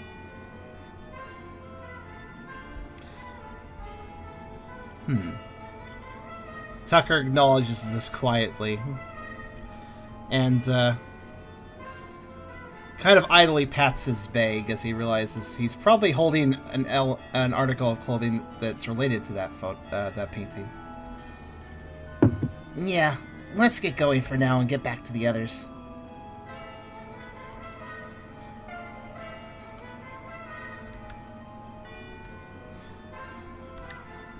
And he will indeed. Cut to Ralph still rolling dice to try and get Snake Eyes. Tucker isn't really scared of this place, but now that he has finally had an encounter of his own, he is interested in regrouping a bit. Alright, you head back out into the hall. We're going to go back to Ralph. Ralph rolling dice. You have tried your darndest. You have tried rolling ones. You have tried rolling twos. You have tried rolling threes, fours, fives, and sixes. And placing the dice into the head, and it has not worked. He's tried every single possible combination at this point. You get the feeling that the dice are not the answer, if there is an answer. Yeah. I'll get back to you later, okay? Yeah. You swear as you start to walk away, you hear a very wispy, "Thanks for trying, I guess." No problem, dude. Aw. Oh, actually, may I interject real fast? I made a mistake. Yes. Tucker, I forgot. I don't know why I blanked. Well, I actually got a note that Tucker on the way out was actually going to grab the diary as well. Okay. I was waiting see if it might be important later. To take it. Yeah, I forgot to mention as he was leaving that he was going to do that. Yep, that's all good. Okay. This door, Ralph, is similar to the Grimmsnarl door. Ah. This one, however, happens to have a Salaman's head that holds the knocker. Right, we'll grab the knocker, and we'll knock. Pardon me, let me just take this and knock. Bong. You knock on the door, and the eyes light up purple, just like the Grimmsnarls. There you go. Who goes? I goes inside? Question mark? My name's Ralph. I don't recognize you. Are you new staff? Yeah, I'm new. It's my first day. They're showing me the ropes, but everyone's busy right now, so. Oh gosh, that piece of art. More art by Keysquid in the upper right or upper left. Okay, so Ralph, this may seem silly, but you're going to have to bluff the door. So, I like this. try to do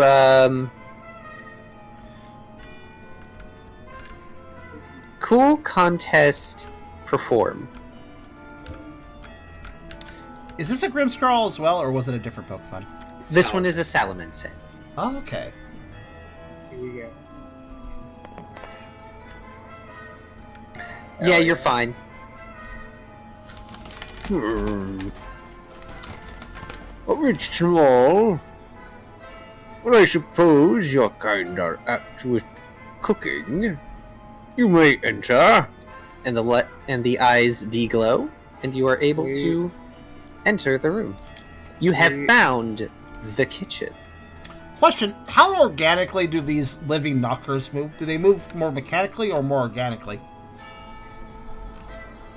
They don't really move, but they do kind of speak as if they've got something in their mouths. Kind of like the knocker doors from the Labyrinth movie. Okay. Oh god, not those things. We don't speak of the labyrinth. I actually was thinking of those from the first encounter. Yep, but they don't move. It's not like the metal that comprises their being morphs and distorts. Okay. So, Ralph, this looks like a fully stocked kitchen. There seems to be a cage of some kind that may have recently had some sort of poultry. There's something bubbling in a cauldron nearby that smells delicious. There's loaves of bread, what looks to be sweet pull-aparts down on one of the shelves, some leeks and garlic and other ingredients, as well as in the upper portion there is an oven and stove. Ooh, oh, nice. What's the lit thing? The big lit thing. The lit thing, that's the cauldron. Cauldron, okay. Yeah, can I discern what's in here? It looks to be some sort of stew. It smells delicious. The lid thing to the right of Ralph, it looks like it's some sort of pot with a lid that somebody left on the floor, like an animal. How dare they? Yes. There's also a door to the north. What goes with stew? I mean, some nice rolls in the south. Breadsticks. I mean, breadsticks. We're gonna whip up some garlic bread to go with this stew. By the way, Actually gonna cook. I would point out how silly he's gonna cook, but honestly, you can't go wrong with soup and bread. Seriously. all right, you know what? If you want to try and cook and use the stuff here, you may. Yes, we're gonna. I mean, it's garlic bread. It's simple. I'm just gonna cut it, butter it, season it up. I feel like it's entirely possible to Ralph to screw up cutting the bread. Like he's gonna start cutting, it's gonna completely sideways. He's gonna have a smart survival instinct. Honestly, I mean, he did tell Sal since he works here. He's very bad at he's taking the role. He's taking the role. So to be properly I'm making you use instinct instead of logic because I know the kind of person Ralph was. Yeah, he was microwave meals only.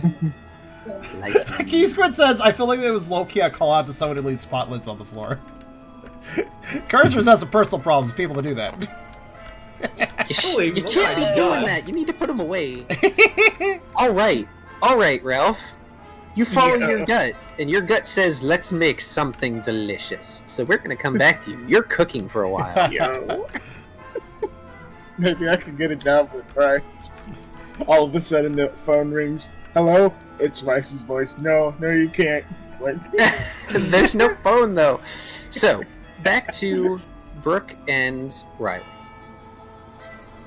You have found a note that mentions Simon, as well as a door that needs a combination, and you have found a glass eye. Brooke, do you ever feel like you're just like in a cage, in a maze, for the entertainment of others? Anything interesting about the table in the top right corner of the room? Oh, that's that is an armoire. It's like a big cupboard. Okay, let's go find the skeletons in the armoire, shall we? Let's just ignore Riley's casual, almost fourth wall reference there.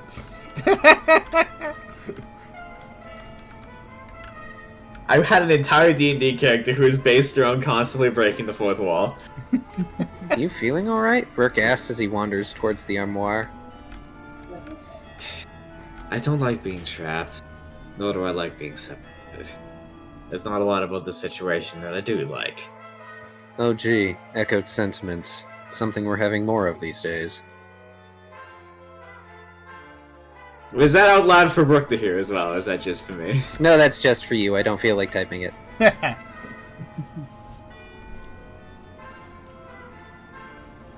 mean, does anybody really like Poor to be Tyler trapped may have places? picked the wrong team to possess if he doesn't like being in these situations. I feel like sometimes he's in the head, like when talking or something, he's just like, what have I gotten myself into possessing this one? I think we covered a couple sessions ago that Tyler didn't choose this life chose him. He's stuck with me as much as I'm stuck with him. We'll get out of here. Don't worry. You can always bust down the door, Brooke grins. I suppose with my track record with buildings, I could probably flatten the whole place if I truly felt inclined. But before that, we should at least be a little respectful of the owner. It's their house, after all. Well, in my opinion, if you lock somebody in your house, you should be really well prepared for them to start smashing walls down to get out of your house. I hope we can smash down the door. Can I smash down the door? Will you let me smash down the door? If it comes to the smashing down of the door, absolutely you can smash down the door.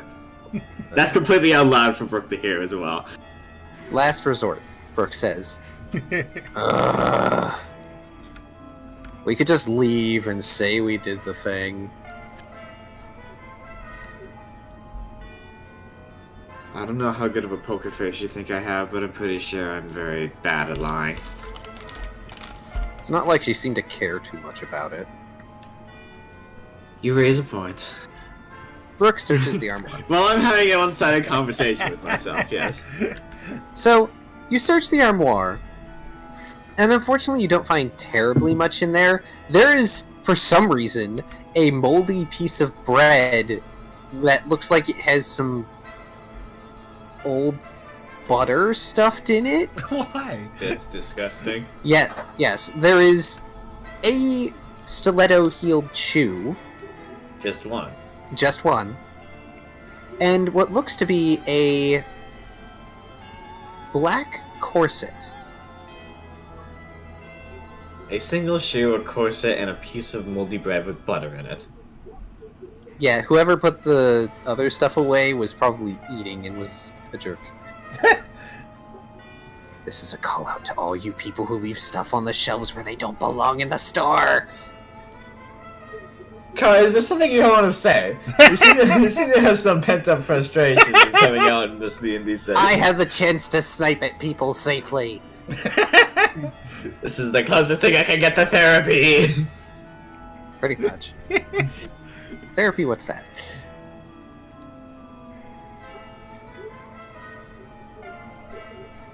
Well, this was a big sorry disappointment.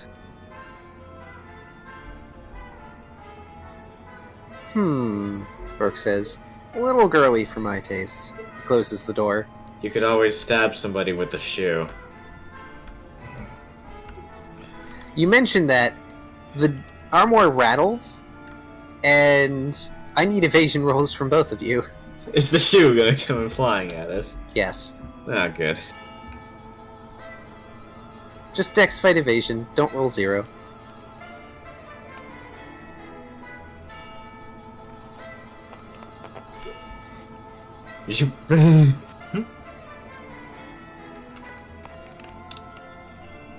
Okay. Wow, that's a good roll.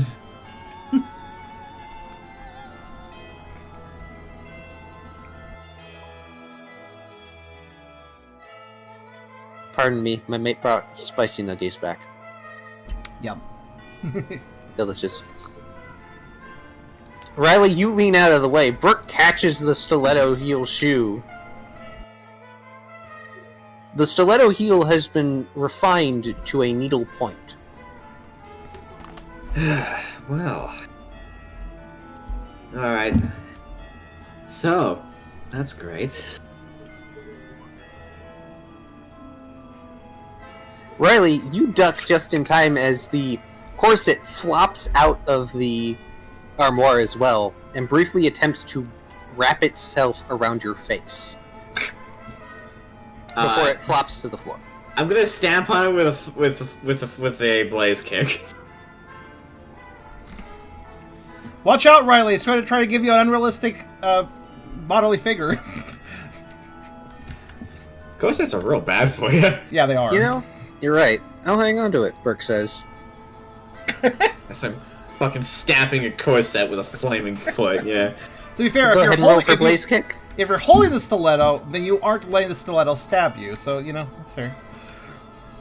As this is happening, there are several childish voices that are giggling at the scenario.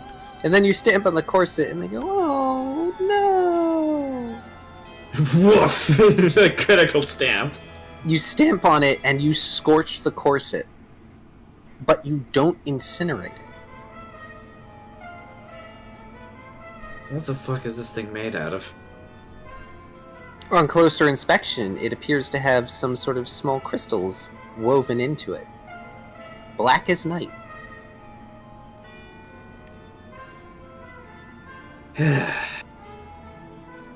Well, ghost voices, I'm stealing your fabric and I'm going to sell it later.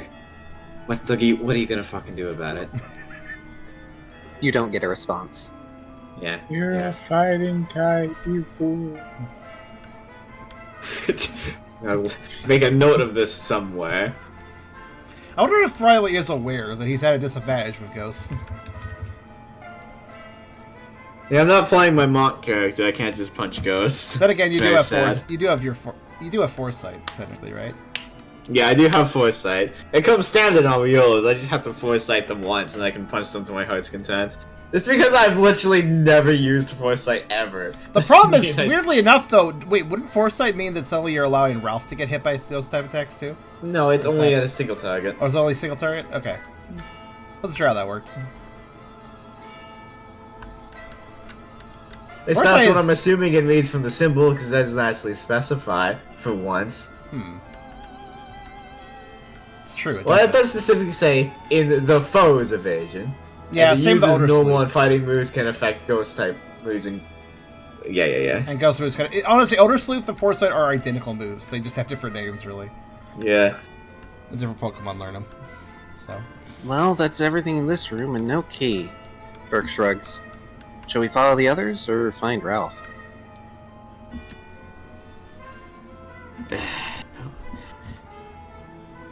As much as I hate to leave Tucker or Zeal alone, I feel like... Actually, you know what? Whenever we leave Ralph alone, it seems to work out fine for Ralph. Let's go find Tucker and Zeal.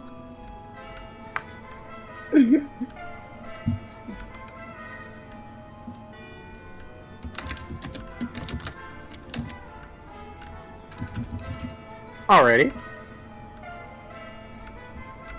So, if you're... Are you going back... Oh. Well, you're probably right. He's a lucky guy. But We can leave him alone for this entire jaunt, and when we find him again, he will somehow have gotten a majority stake in this building. So, what way are you going to look for Tucker and Zeal? I want to know what direction you're going before Can we follow the scorch marks as Zeal's inevitably living on the floor? He's not leaving scorch marks everywhere. Are there scorch marks we can follow that are in a trail-like fashion? He didn't leave No. them for a brief period of time, at least.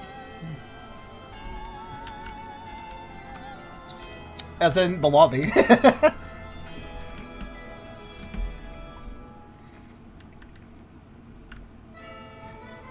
We can follow the smell of fire. That should probably be fine. Burke saw the west door was open, so he's going that way. That's fair. Okay. I ask because you two just about bump into Tucker and Zeal as they go to return to the Grand Hall. I will note, rewind just a little bit, I meant Tucker to, on the way out, basically not even make much of a fanfare of it, he was going to grab that book. Since it was the one removed from the shelf and placed on the sofa, it might be important. So he figured he'd take it along. I figured that you were getting it on the way out because you mentioned it. If you hadn't mentioned it, I would have left the diary there. Okay. I figured I'd just mention that in case you wanted to have some sort of event when it was picked up, because my mistake that I didn't mention it immediately. You were okay. Okay, cool.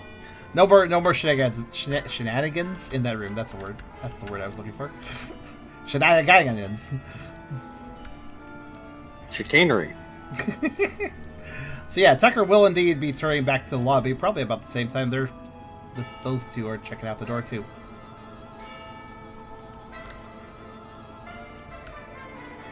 Well, at least it didn't take you very long to find each other. Tucker will perk up and say, Oh, hi guys. You done checking out the lobby?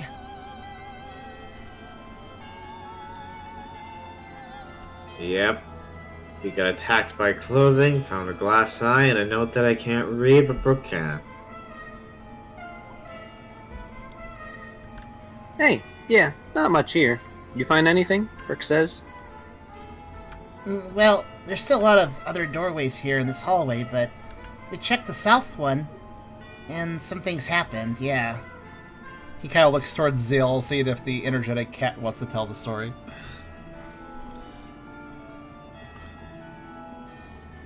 So, Tucker had me look through a boring drawer and said I wasn't allowed to burn things. This whole entire place looks like stuff that I'm not supposed to touch because Pangoro says I'm not supposed to touch it because it'll burn it.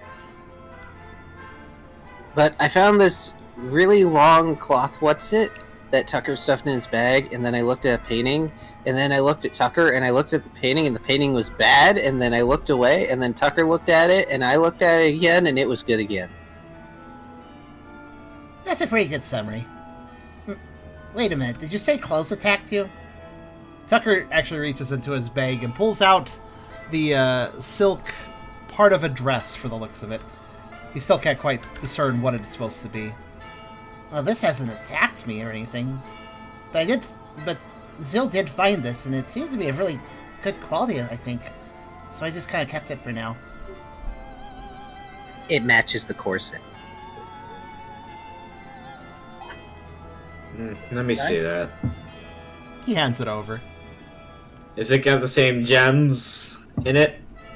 Not gems, but the same embroidered design. The cloth was probably the train that was attached to this corset before it was torn off. Those are words that I understand, Magic Man. They were part of the same connected outfit. I guess a simple way to put it. I swear to God, if this is just some ghost haunting a house because they lost their clothes, I am gonna flip my lid. Does Riley like want to hold on to... Oh, sorry. Yeah, I'll take it. Okay. Sounds like something's playing around with us. Rick says, I found a shoe. Maybe we could get the seamstress to fix it for them? Before or after they sharpen the second shoe to a fine point and try and stab us with it. Tucker also expresses... Oh yeah, there was also a big old bookcase of lots of books. Not most of them seemed that interesting. There were some scrolls on top, like letters or something, but, well, I can't really reach them, and they didn't look that important. But there was this. And he pulls out the book that is presumably a diary and offers it to one of the more bipedal sorts who could probably read it a bit better than he can. Riley will have a go reading one of them. Or reading the diary, rather. Then he gives it to Riley. This was on the sofa in there, so I guess somebody was recently reading it or something. You're more likely recently writing in it if it's a diary. Fashion is a hardcore industry, Riley. You have to expect this kind of thing, Brooke says. Well, if murder attempts... No, I've had enough of those to last a lifetime already. I might be getting used to it. What the heck is fashion? This coming from the guy who had a custom-made jacket. Yeah, but... Possession, baby. Tiber goes quiet. Did you not like the jacket? Why would you wear it if you didn't like it? Shut up. Okay. Alright, what's in this book? You can't read it. Ah, fuck. Give it to Brooke. It's effectively written in cursive English. Ah. Tucker looks expectantly at Riley as he eagerly takes that book and just kind of watches as Riley tries to read it and gets frustrated. He kind of turns his head wondering what's wrong. Tucker... hold on, can I just turn it around first to see if Tucker can make sense of the cursive? See if it's just Brooke. Okay, can Tucker read or should it require a roll?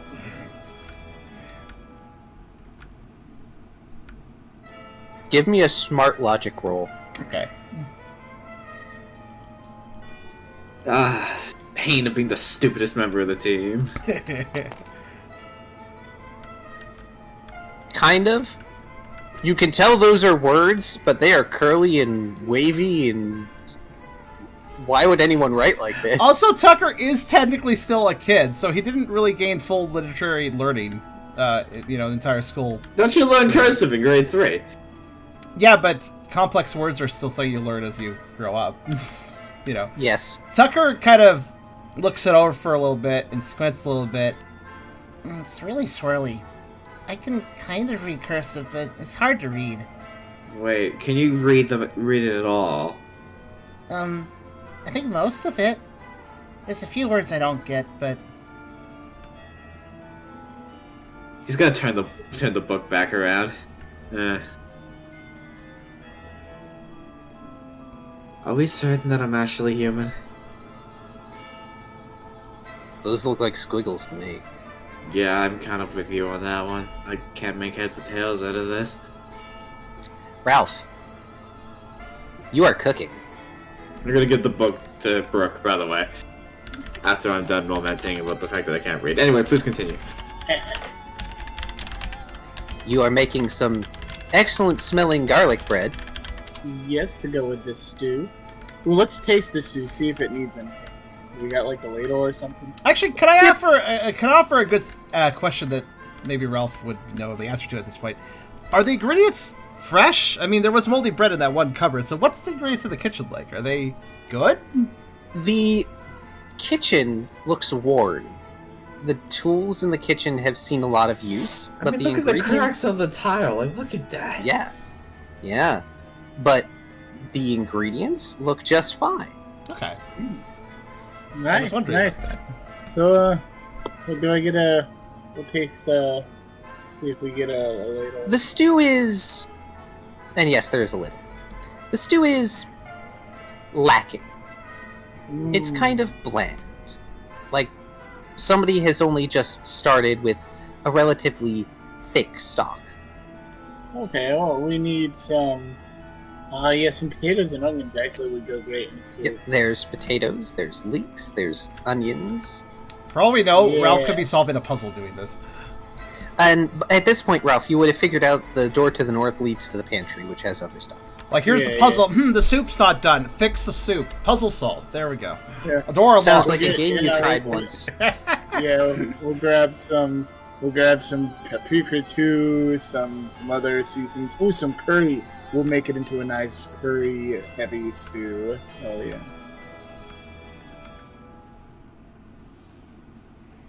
Curry stew goes with garlic bread, right?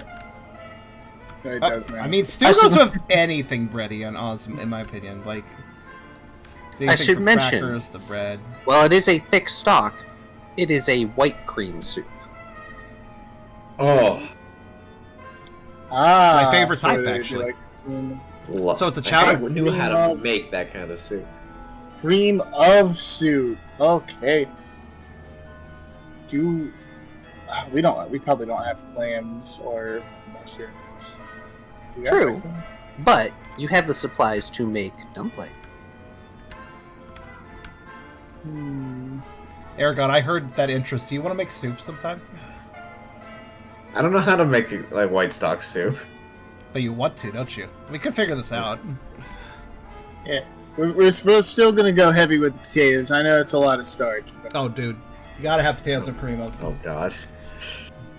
True. That soup is the one soup that's the other eat on thing. your bones.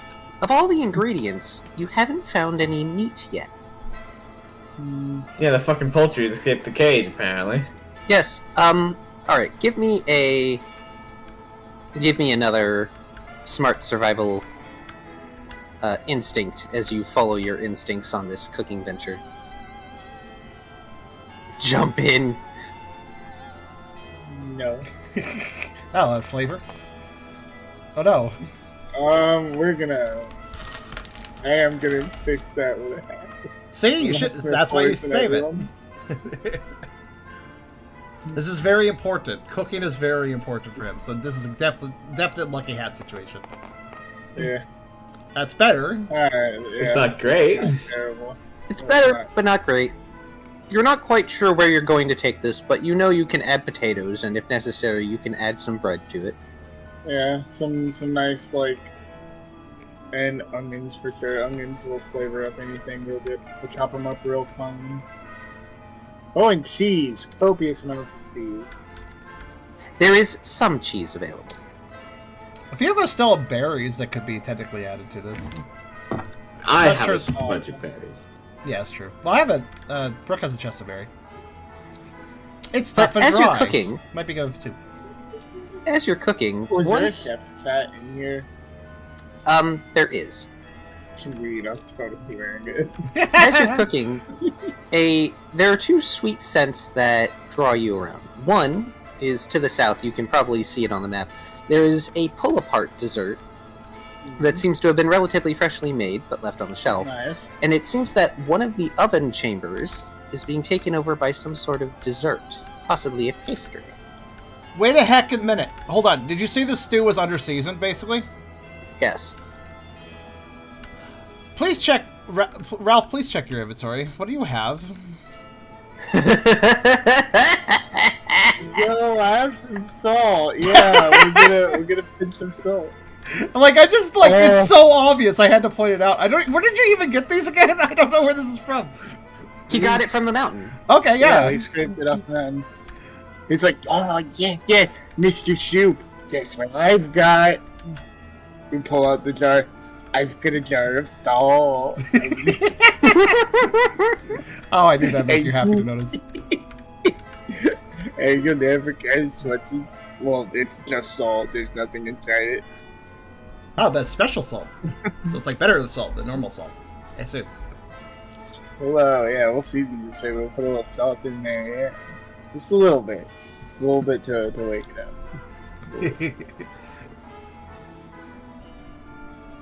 Yeah, I think simple will be better here. We'll go with the stages I've made so far, and make sure our garlic bread doesn't burn. You say there's like desserts over here? There is the pull-apart dessert in the south corner of the room. Yeah, it's out That there. is on the It's shelf, a little bread freshly roll made. thing. Yeah, Little Yeah. orbs, little orbs. glazed, Yum. almost as if they were the size of eyes. Mm. But when you go to open the oven, the chamber with your garlic bread does not have garlic bread. Oh, It has a Dutch pastry braid. I must be a really good cook. All right, I'll take that. It's cool. Such a good cook, you can transmute items into other items. Indeed. I need you to roll What? me a will. Alright. And that's what baking is. It's transmutation. I guess kind of. Baking can involve yeast, which is a really interesting process of development of an item. So yeah, I guess that's a 1. Does it freak me out? Your stomach snarls. You must eat something. Okay, I'm gonna eat these guys. It seemed like that was a clue, and I want to eat something sweet, so What you gonna eat? He's The pull gonna apart die. or the? yeah, the full parts. You begin to consume the pull apart.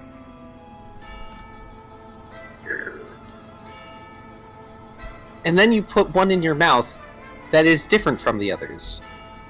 It's heavier. Is it a different flavor? Kind of. You attempt to crunch down on it, and there's a distinct as you bite down on something that is most assuredly not pull apart. I'll spit it out and see my prize. It's an amethyst glassed eye. Ooh. Eat, I bet I know what this is for. Well, yeah, they can't put the prize in the egg anymore. It's like Yep. now the Kinder Egg is like separate. But Yeah. the Wonder Balls did it too. Oh man, the Wonder Balls, those were great. They also had the toy inside the candy. Anywho, I'm gonna eat the rest of them. Okay, Joe, I got the eye. Oh, I'll call out to the thing. Dad found one of you. Yeah. It's a 4-channel radio. Simon does not respond. Yeah, you can join out. Alright, we're gonna finish the food. You're going back to cooking. By the way, when you open the other chamber, the one that smelled like pastry, your garlic bread is in there. Yeah, cool. So since I found my garlic bread, I'm gonna eat the other pastry. God. No one else has to know there were sweets here. Also, Kyrio, technically he did run into the skeleton of Sawsbuck, so he's like, oh yeah, I can give that eye back to the skeleton of Sawsbuck, so... Alright. Yeah, he was trying to replace the eye sockets with different die rolls. And if I'm correct, that the corpse did talk, didn't it? Kind of. There's just that distant head. wispy, thanks for trying. Yeah. I don't know if that was just in my head or not. Still, though, it doesn't have eyes, so you just got an eye, so logical conclusion, I suppose. Yeah. No, is it like a taxidermy? It's like mounted on the wall, but it's a skeleton, right? Yes. Yeah, it's a taxidermy without the, but it's just bones. Okay. Back to the quartet that are still together. And yes, Brooke, you can read it, but it's cursive, and it's kind of like scribbly cursive, so it's a little difficult, because it's not your penmanship. And Brookline? Mm-hmm. The seamstress said you were a human, and she seems to know what's what. Brooke reassures Riley before trying to read the book. Do you flip to a random page, or do you try to find the last entry, first entry?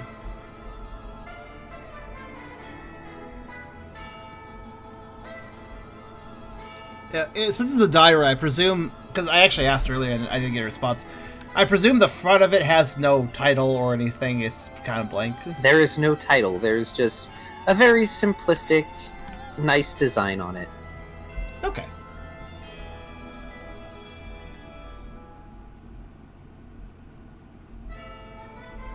First entry? Okay.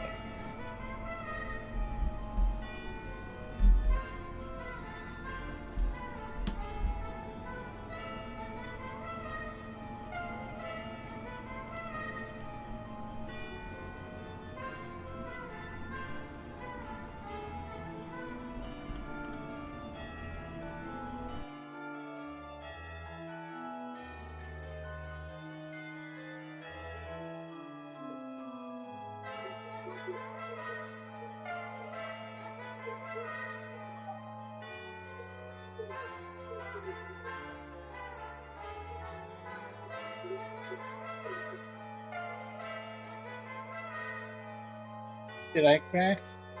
Okay, no, we're just... No, you're good. No, Oh, I I hope- don't think. No, you did not. There was just a casual pause. Yep, I'm typing it out. Shit. Normally this is what Kyrio does. It's quite fine.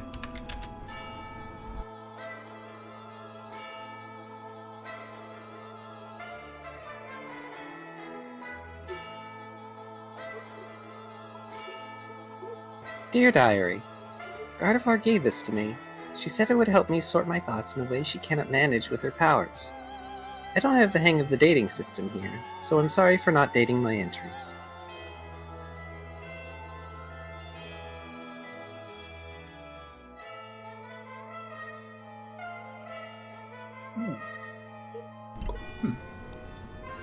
Interesting.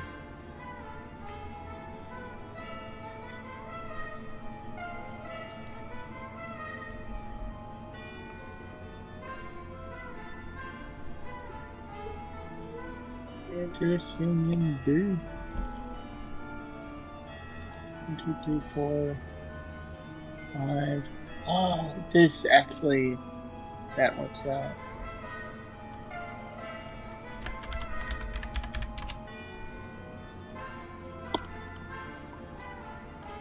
Sounds like this person isn't native to here, Brooke says. Judging from the language, I'm going to assume they were human too. That might explain the shoes. Except if they transform like the rest of you, why the heck would they need shoes like that? Unless they were in a form that could fit them. I mean, we've not seen any Pokemon wearing shoes, so...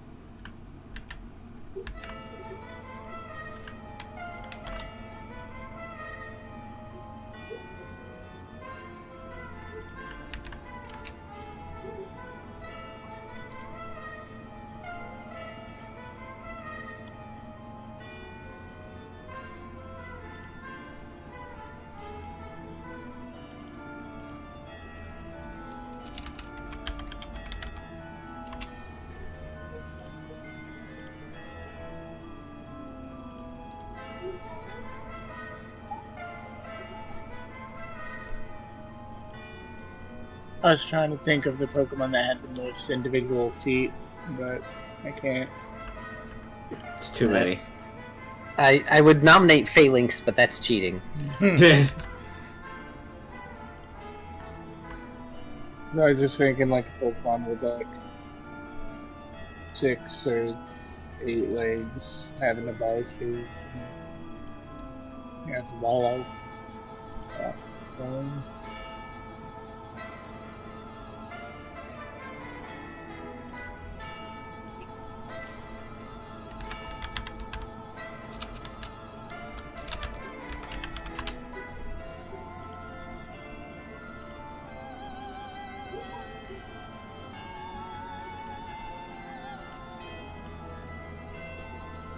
Oh.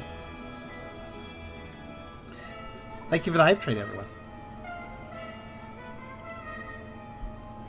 The next page. She, Gardevoir, is trying to help me be comfortable here.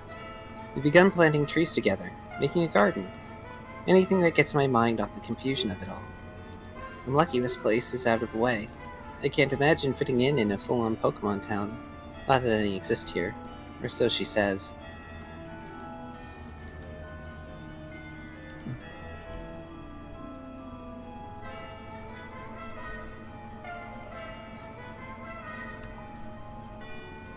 Might be from before Sea Spray, maybe, Brooke says.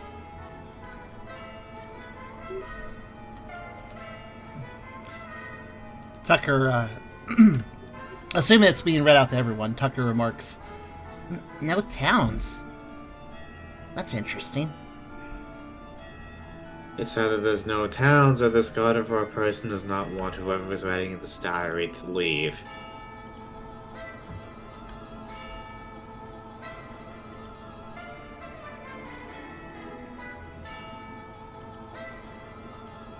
Insert Tiber nodding inside your head. Tucker looks don't a need- little concerned at that thought. We don't need to assume the worst every time, Brooke says, but it's possible. So as you continue with the entries, it's very clear that the writer of this journal is increasingly romantically involved with Gardevoir. And that there are other Pokemon who are here in the mansion that they do get acquainted with. They even name a few of them off, generally the servants. There's the librarian that they mention, who is a Grimmsnarl. There's the head chef, who is a Salamence. And then there's the gardener, Simon the Sawsbuck. And there are other servants as well, including little Apom, whom she is very fond of.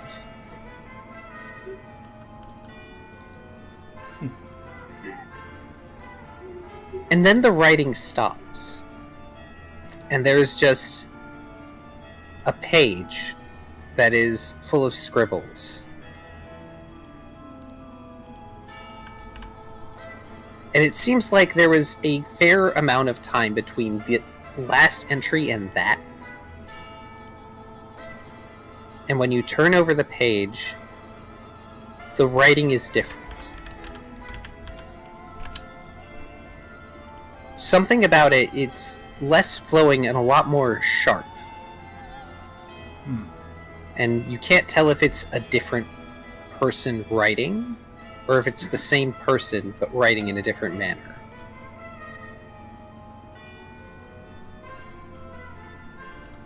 And I will write that entry now.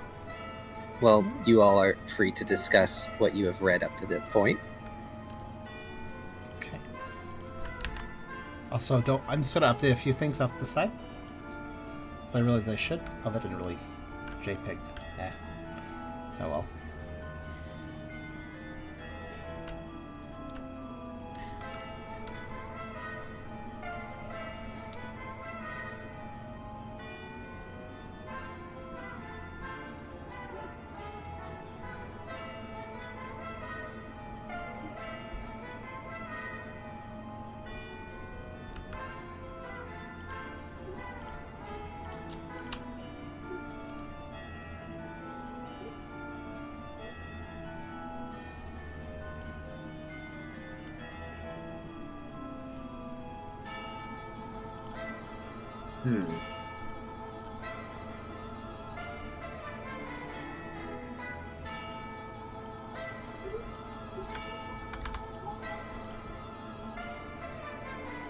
Well, judging by the state of everything around here, I guess it is a safe assumption that this falls under the long time ago category.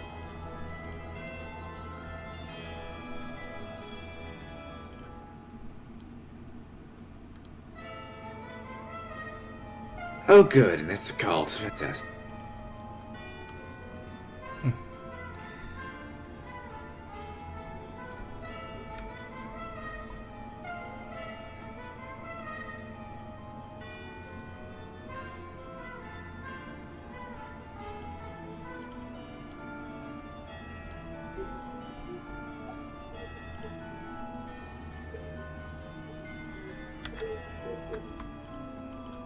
Ah, I see you upgraded his playmaker. I'm gonna upgrade Seems further. Seems like this place was pretty self-sufficient for a while, Brooke says. But something definitely went wrong. Left cold at the altar, unfair and unkind. Cruel fate's design, throttling the blossom of mine. A budding hope I had dashed, but I have met a divine. A star darker than the hole in my heart, offering me the power to return what is mine. I merely need serve, and serve I shall, so much that I'll shine. Oh good, I see what happened here. Somebody died, the survivor went kinda crazy and attempted to bring them back, sold their soul to who knows what. And that's why this place is haunted. Fantastic. It's like the castle from Beauty and the Beast, but worse! Cool, Thank you, it this gets embodied worse. voice not in my head. Tucker adds, "Oh, there's definitely ghosts around here." He kind of looks north. Actually, I think we were going to look for one that went this way, but... I wonder if that's the one that wrote the diary.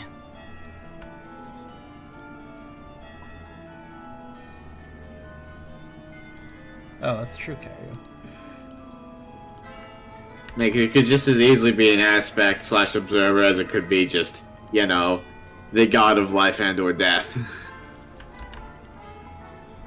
Honestly, hard to say either way. What things are you updating, by the way? I'm curious. Well, first off, Brooke was still a Totodile. Ah, fair. And second off, all these are really shitty quality because of the size of them, so I've updated their sizes so they actually, well, so they don't look like crap, basically. Oh, I'm just fair enough. I'm just touching them up, basically. The size might need to be readjusted a bit. It's fine. They can be readjusted on the fly. That's not the last entry. The entries in this section of the diary are kind of sparse. Kind of as if the person owning the diary has difficulty remembering to write in it, or is trying to save the pages for whatever reason. But towards the back of the diary, with only a few pages left, and the ones after it are blank, is an entry that says, "I've served so long. When will it be time? I've fulfilled my promise. Give back what's mine."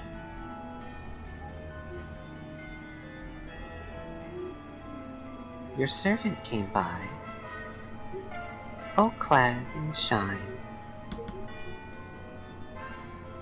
They said it'd be soon. Beneath the full moon's light. I'll see you soon, my dear. And never again shall we part.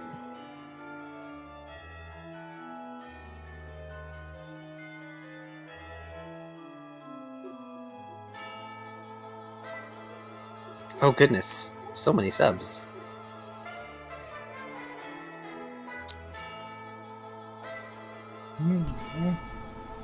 Something about this sounds weirdly familiar, Brooke says.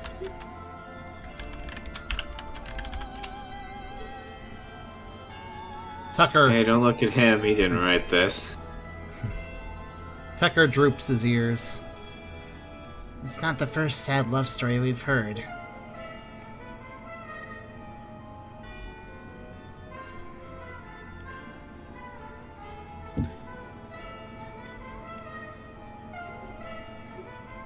You better not be thinking about me.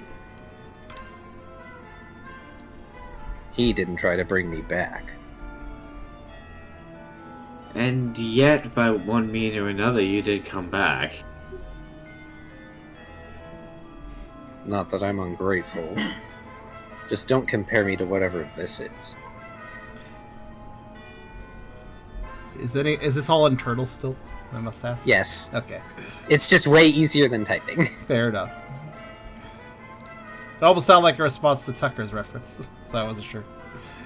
Well, I mean, he can't hear you. It's true. Yeah, it's true. Well, regardless, Brooke says, closing the book, this doesn't help us much right now. Let's keep looking around.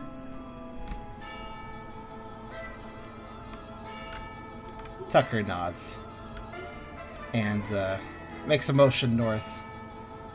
Well, there is plenty of creepy giggles going on that direction. I don't know where they went, though. Riley's going to go on ahead. Well, passing Tucker, he's just going to say, Tabby didn't appreciate that comparison, by the way. He looks a little bit sheepish about it. And maybe a bit apologetic. I didn't mean anything bad about it. He kind of mumbles. So, there is... A ruler. Here, well, I'm bringing you out to point the doors out, because it's easier. There are 4 doors left unchecked in this hall. Well, I'll do door number 3. Yeah, there's 4 of us, that's true. I could take door number 4. Yep. The door at the end is lighter than the others. I'll take door number 4. Okay.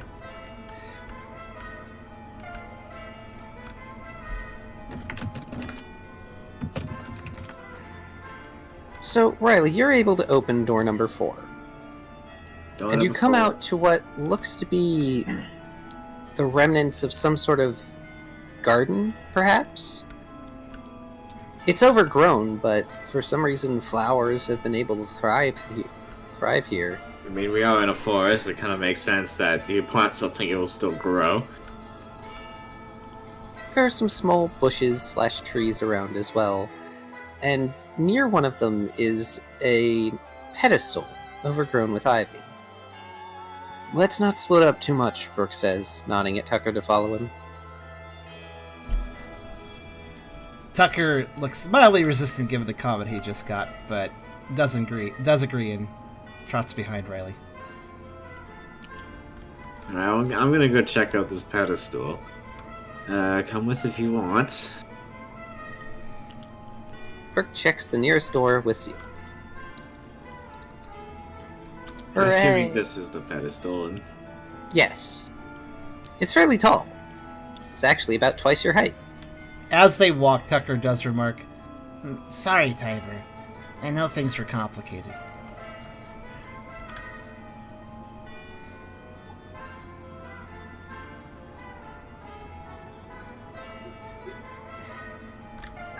If Tiber responds, you don't know it yet, and Tiber doesn't really respond.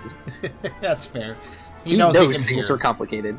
He knows. Don't he stand can on it. Pedestal in a garden is an obvious petrification trigger. Oh yeah, trust the TF guy. He knows.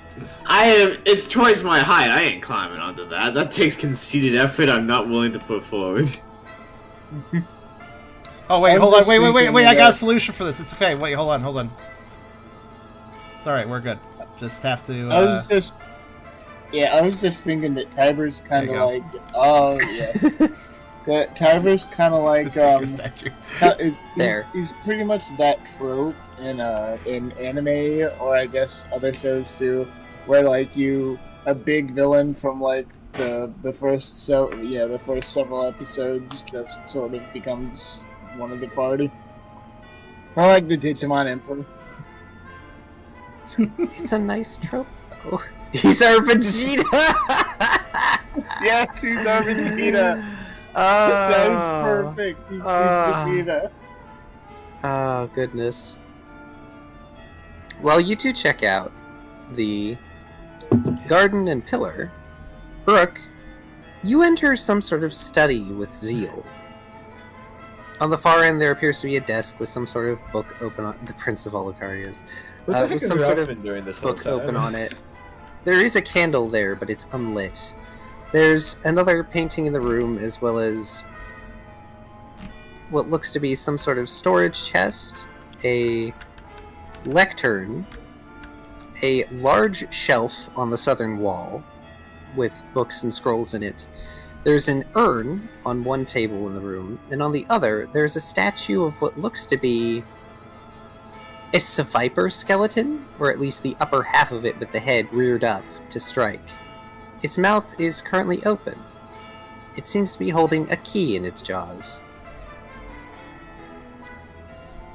Oh hey, is that the thing we need? As Zeal puts both paws up on the table with the statue.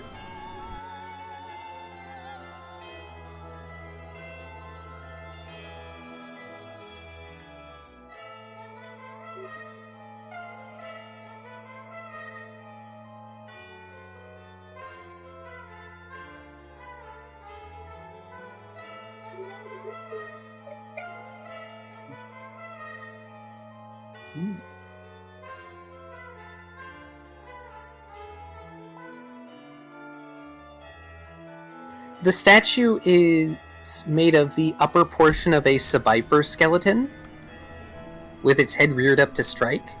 There is a key currently in its jaws.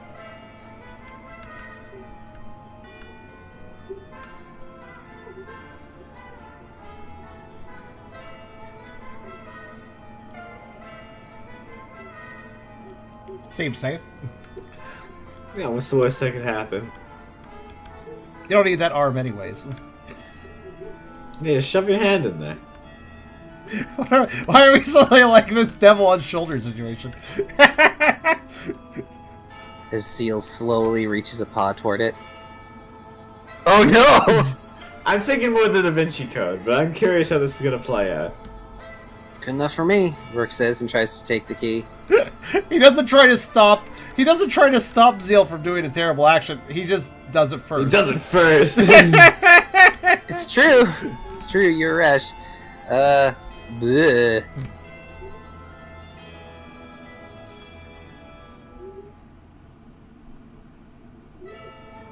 This is how Brooke loses an eye and becomes the one-armed bandit. I just need to make sure it actually hits. Okay. Oh god. Just scream if you need the healer.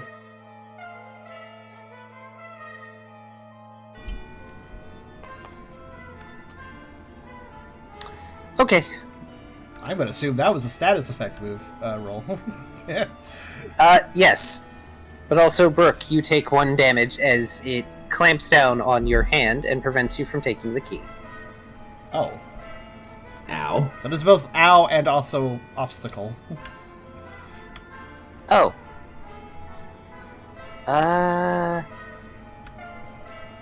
Good luck, Zeal says as he slowly lowers himself back down to look at somewhere else in the room. I like how Zeal's like, oh, I'm glad I wasn't first.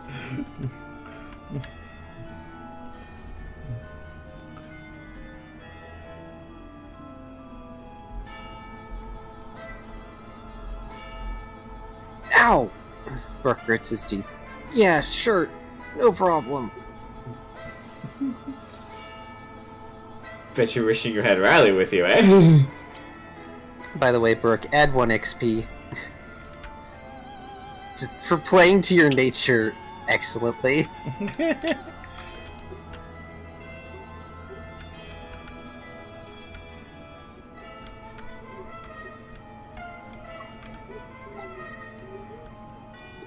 As Zeal moves over to the trunk by the door and begins trying to rummage through it. And ends up falling in with a thunk.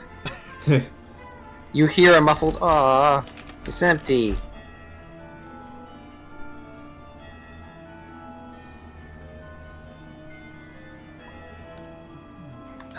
It bit you and let go. When you moved to retract your hand, it let go. Did he get the key though? No. Mm-hmm. That's all. If Brooke kept a hold of the key, it would not let go. Mm-hmm.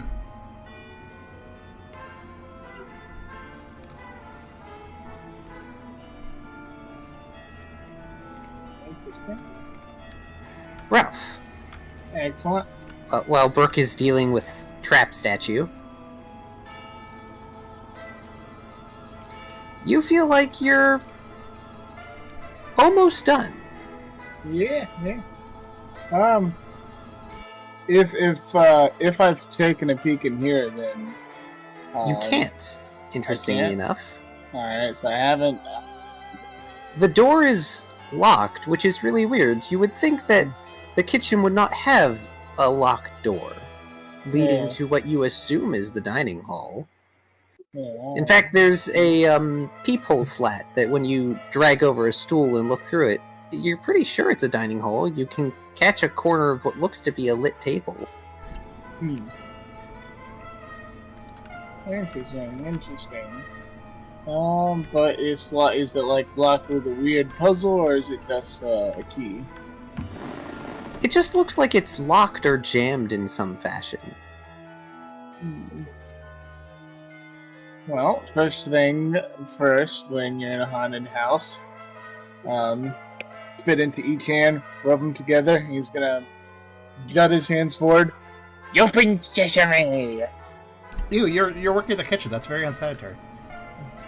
Well, I can wash my hands. You haven't washed your hands yet. You started cooking. You haven't washed your hands.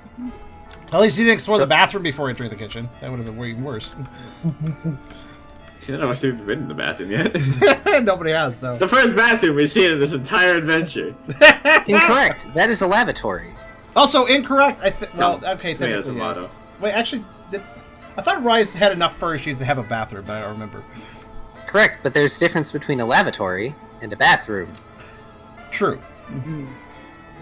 Alright, This is some Let's sort of try rich to- joke I'm too poor to understand. No, it's just deep bathroom lore. Don't worry about it. let's try to force it open. You may make a strength check. Yeah.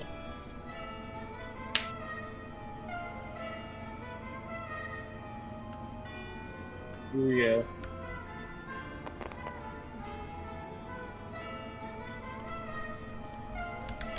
You are unable to force it open. And then you hear the voice of the Salaman's head from the other door. What's going on here? It's not time for dinner yet. Go, I guess he felt that. Yeah, I'm sorry. The guests haven't even arrived. Back to your station. Yes, sir. When a door say, tells you even to do though something, you follow it. You say, even though you were able to leave through the Salaman's door at any time. Yeah, yeah. Or maybe I need to, like, get more stuff or stuff. Anywho, just about finished here. We'll portion it up into 6 portions. One for our ghost friend who's haunting us. And, I'm gonna go put the eyeball back in the skull. Okay. I will read Brooks' line first. I guess I should have expected that, Brooke says. Alright, do I need to trade you something for the key? He asked the skeletal snake, not sure if he should expect it to answer or not. Your sword. Unfortunately, there is no answer.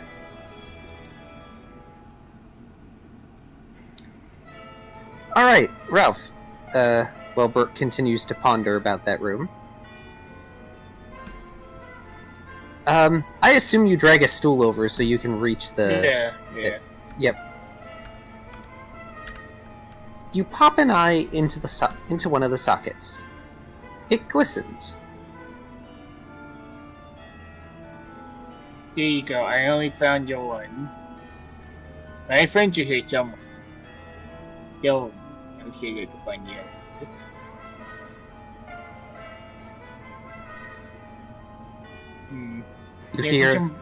You hear a very wispy thanks. Yeah, no problem, Jack. Since I'm just about done, I'm sure the master will take a breather, get some more exploring. I mean, not learning the layout of this place. Hey, I'm gonna try to open the door.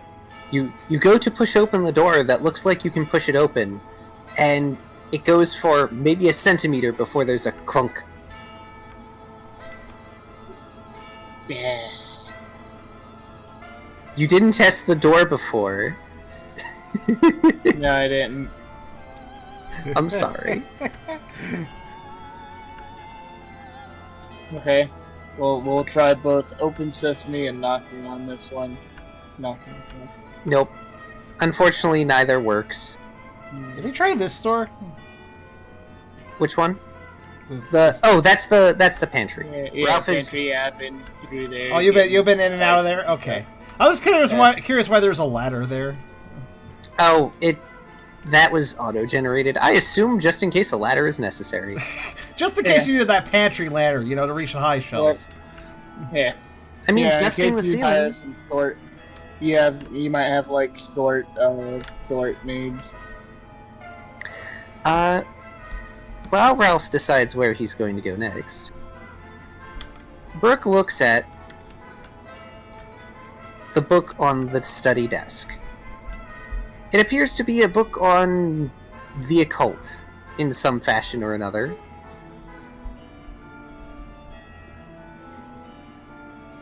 But it does have a page with a section on getting snake Pokemon venom. It says that you should use a jar. That way, the snake cannot bite down.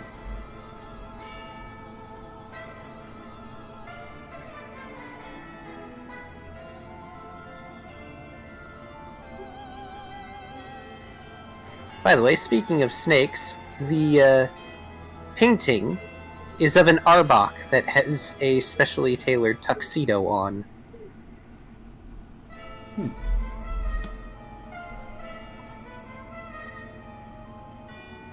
Brooke pulls out one of his mini jars and puts it in the snake's... I forgot you had the jars! Perfect. Peak D&D. Tailored for him, honestly. When you read the quest guide ahead of time and you already have all the weird items with you. Yeah. Alright, I will adjust your number of jars. Also forgot you had a ridiculous number of spa tickets, for that matter. Yeah. He's taking us for a spa day when we get back. Yeah, I think everybody needs a spot egg. I forgot you had the jars! Well, it's a good thing you had extras. Alright. And sometimes, tangent, but sometimes in RuneScape quests will have special dialogues. There's one in particular, this NPC wants like 12 absolutely off-the-wall random items for some thing. And if you already have them all with you because you read the quest guide, there's a special dialogue that's like, oh, what a coincidence! I happen to have them all here. It's like the shifty eye face, and the NPC responds, oh wow, that is quite the coincidence, isn't it? These jars are the wrong size to fit in its mouth. Dang it. No, you have a jar. It's fine. This is not a weirdly sized statue anyway. But yeah, you put the jar in against its jaw as if you were going to milk a snake, and there's a click, click, click, click as you manage to force its jaw to stay open. And there's just enough of a ledge on its jawline that the jar sticks in place, and you are able to retrieve the key. The jar fills with a noxious green liquid. Yeah. Zeal pokes his head out of the trunk. That smells gross. Also, did I help?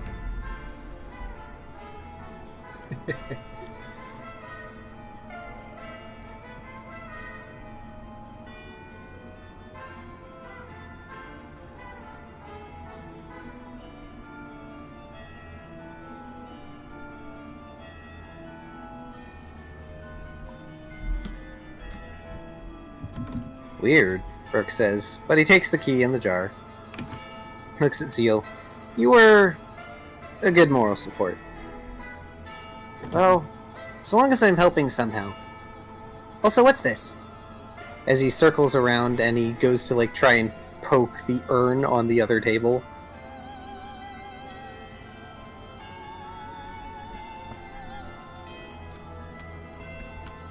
I don't know, Brooke says as he looks into it. There's ashes.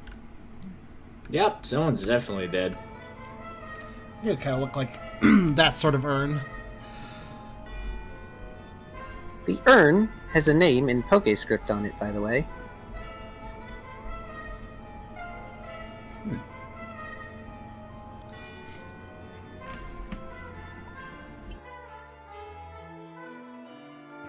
The name is Eragon.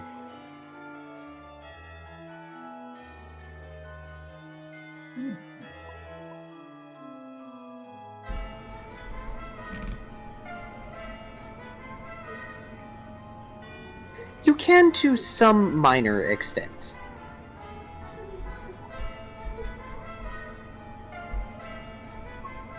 It's not ancient PokeScript. It's not like runes.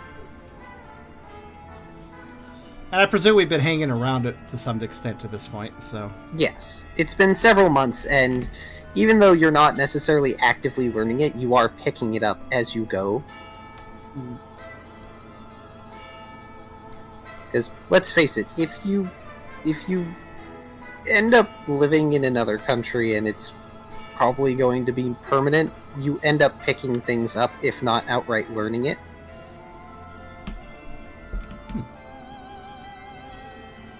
Eragon, Brooke says out loud. I think these are someone's remains. Huh? They don't look edible. As Zeal sort of tries to peek into the jar because he's into the urn because he's not that tall. And then he just hops down. This room was boring! Just like the other room. Why is this place boring and fancy?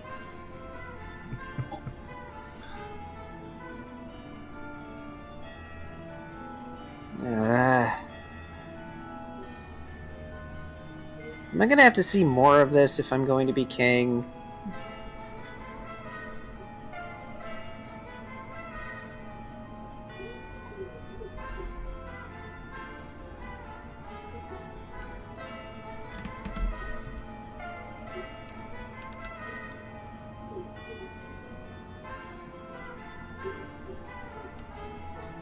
There's a light.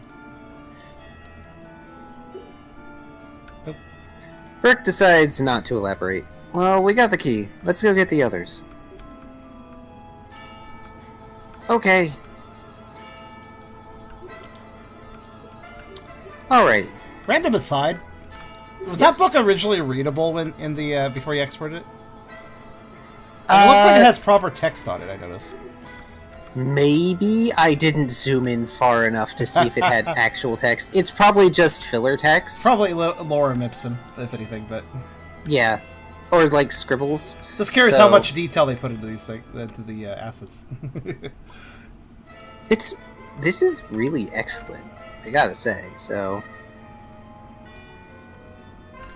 Alright, back with Riley and Tucker outside. And the giant Riolo statue. I'll move that.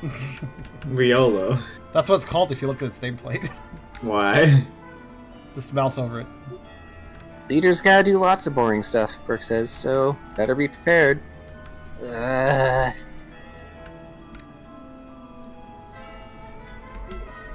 It wouldn't be so boring if there were actual stuff in here, but it's just stuff.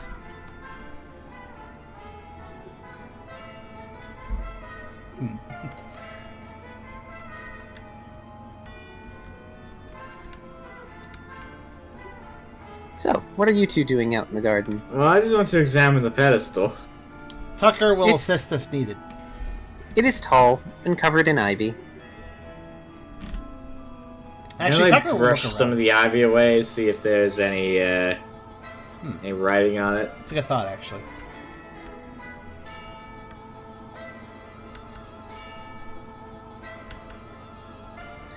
You know what? There is. This is a big sunflower.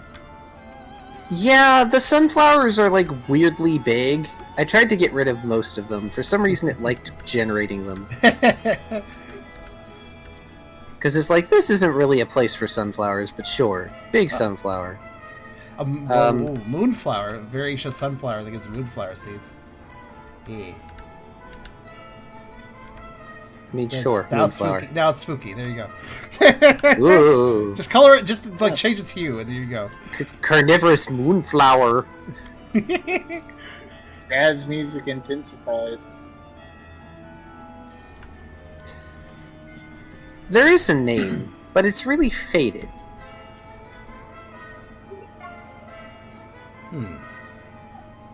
And it is in PokeScript, so guess what? You can read it. Congratulations. What's it say? It's faded. That's what it says. But- It's But faded. you, it's faded. No, but it looks like it's a name. You just can't make out what name. If it were not worn by time and the elements, you could probably read this properly.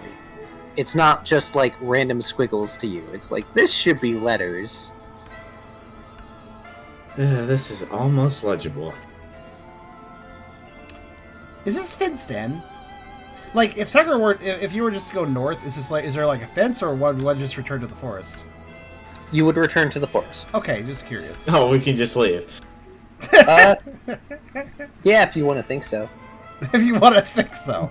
Okay. Okay, DM going, fuck, should have told them that. They say something ominous. As far as the actual area, like this actual like garden area around the house, specifically, not the forest, is there anything else of interest besides the pillar that Tucker would notice? Does it seem to be plants a few things here and there, maybe some mushrooms, according to the generation, anyways. Not really. The pillar's the only thing that really stands out, besides the fact that there's nice flowers here instead of, like, the creepy brush and trees of the muted glade. Also, yes, that was a legitimate ominous threat, Riley. Uh-huh.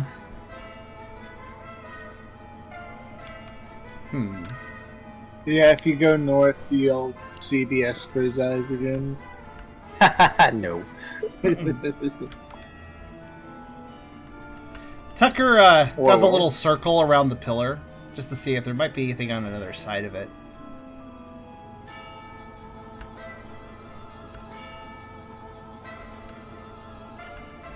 He also catches the faded name and likely can't make it out either. There is something on the other side of it. Oh. As you two end up pulling the brush away, you see that there's a design that winds around it in a spiral. Tucker does a few little circles as he follows the design of his eyes.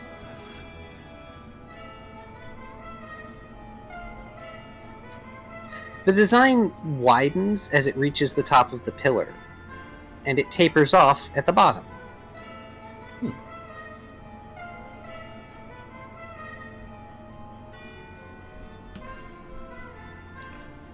He sits down as he connects the two ends and thinks for a second. It's kind of a nice pillar, but can't figure out much with it. Maybe if we put something on top of it? I don't know. I feel like putting things on ominous pillars in a spooky ghost house is a bad idea. Besides, it is taller than I am.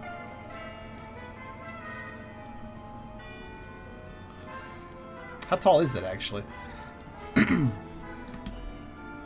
I said it was twice Riley's height. Okay. Yes. Well, it might be worth the effort if it's supposed to have something on it. But I don't think we have anything that we could put on it that makes sense, at least. No, I just have like some pieces of clothing.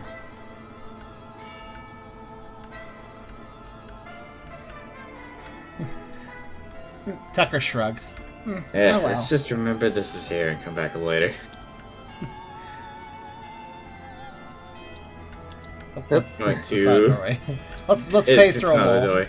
I'm gonna go meet Brooke. Alright, you meet back up with Brooke and Zeal. And I do have a question for my own curiosity here. Yes. Assuming Brooke left the door open, is the picture of the Arbok visible from the hallway? If you are standing in front of the door, sure. Would we be on meeting up with Brooke and Zeal? Because Tuck and I didn't really take very long to stare at this freaking post. Yeah, actually, we'd probably be in the hallway. We first. probably were way faster. There wasn't much for us to do there, so. Yeah, you'd probably be around here, not much further up. Yeah. Brooke greets you. Hey, found a key. And shows off the key with their hand that has the bite mark on it. What the hell happened to you? I can gather green.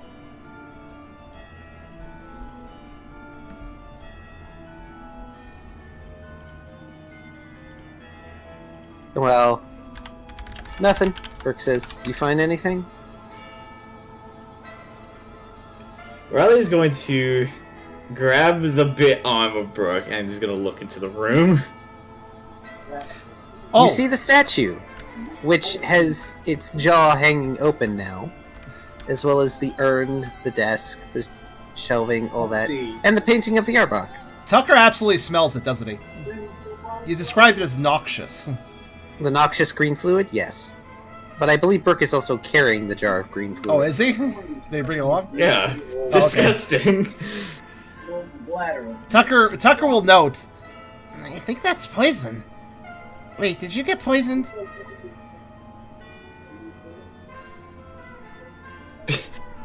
Brooke, Single exclamation mark, single quotation mark of I'm not sure how to answer this. whoops.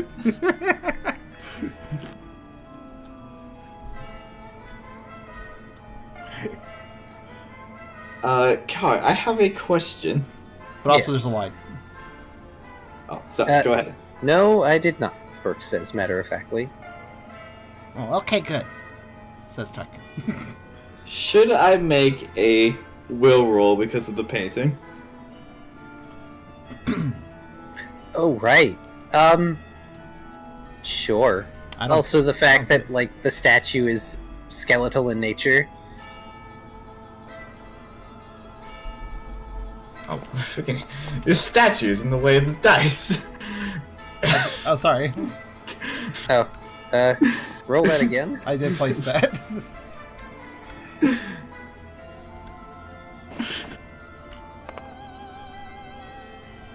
Yeah, no, you remember. That's not good. Yeah, no, you remember. Tucker also pokes in the room because he's kind of curious what all happened in there, so he sees the things too. Probably not paying them as much mind as Riley, though.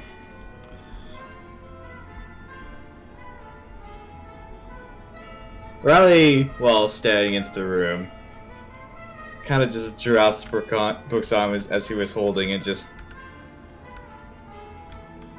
stares blankly forward into the room,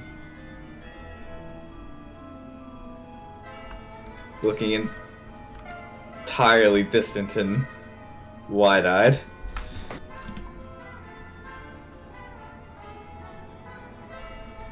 Zia will eventually pet over and just wave a paw in front of Riley's face, and then do it again, and again, and again, faster and faster. Does not seem to have an effect.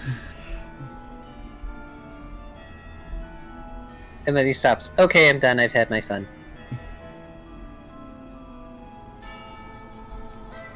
I think we broke him. Again.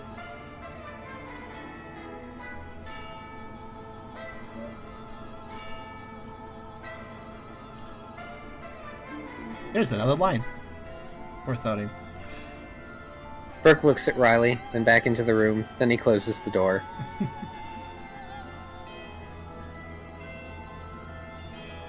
Would that snap me out of it? Or do I need to make the roll again? That'll be enough to snap you out of it. It is just a painting, after all. Tucker has also observed what's going on and is just giving Riley a concerned look because he thankfully recovers. You okay? What's that about? You not like snakes? More like snakes don't like him. Oh. Thanks to disembodied voice of Ralph.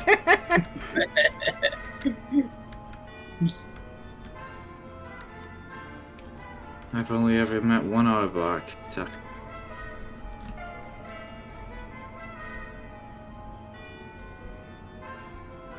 It didn't survive the meeting.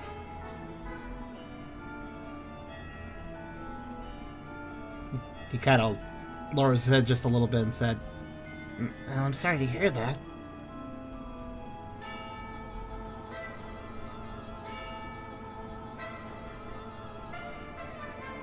Tiber is probably saying something snarky in Riley's head right now.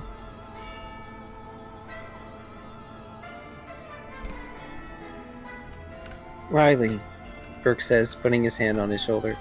We'll be okay. Let's just get this key where we need to go. Riley is going to raise one of his hands up to Brooke's arm and heal the bite wound. Are you actually spending a will to do heal pulse? Yes. Gosh darn it. Go ahead.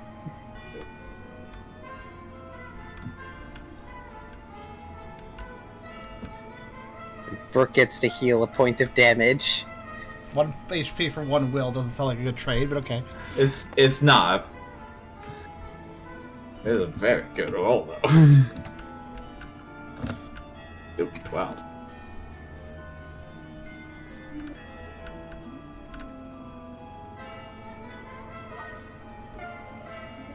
We'd better, Brooke. Because I don't know what I'd do if we don't.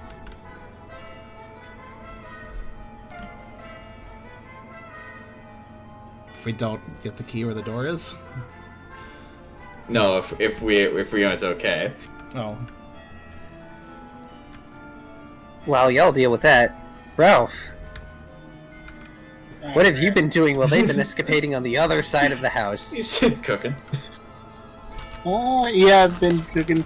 And I was gonna ask the door if it can talk through the other door. Or can you detect the other door? The what? At the loss of the mumbling. I kind of just like lost track of what you're talking about. Yeah, what's that? I'm gonna ask the door if it can, like, can you feel all the other doors? The door seems confused by your statement and responds with that they generally know what the others are doing because they like to keep each other informed.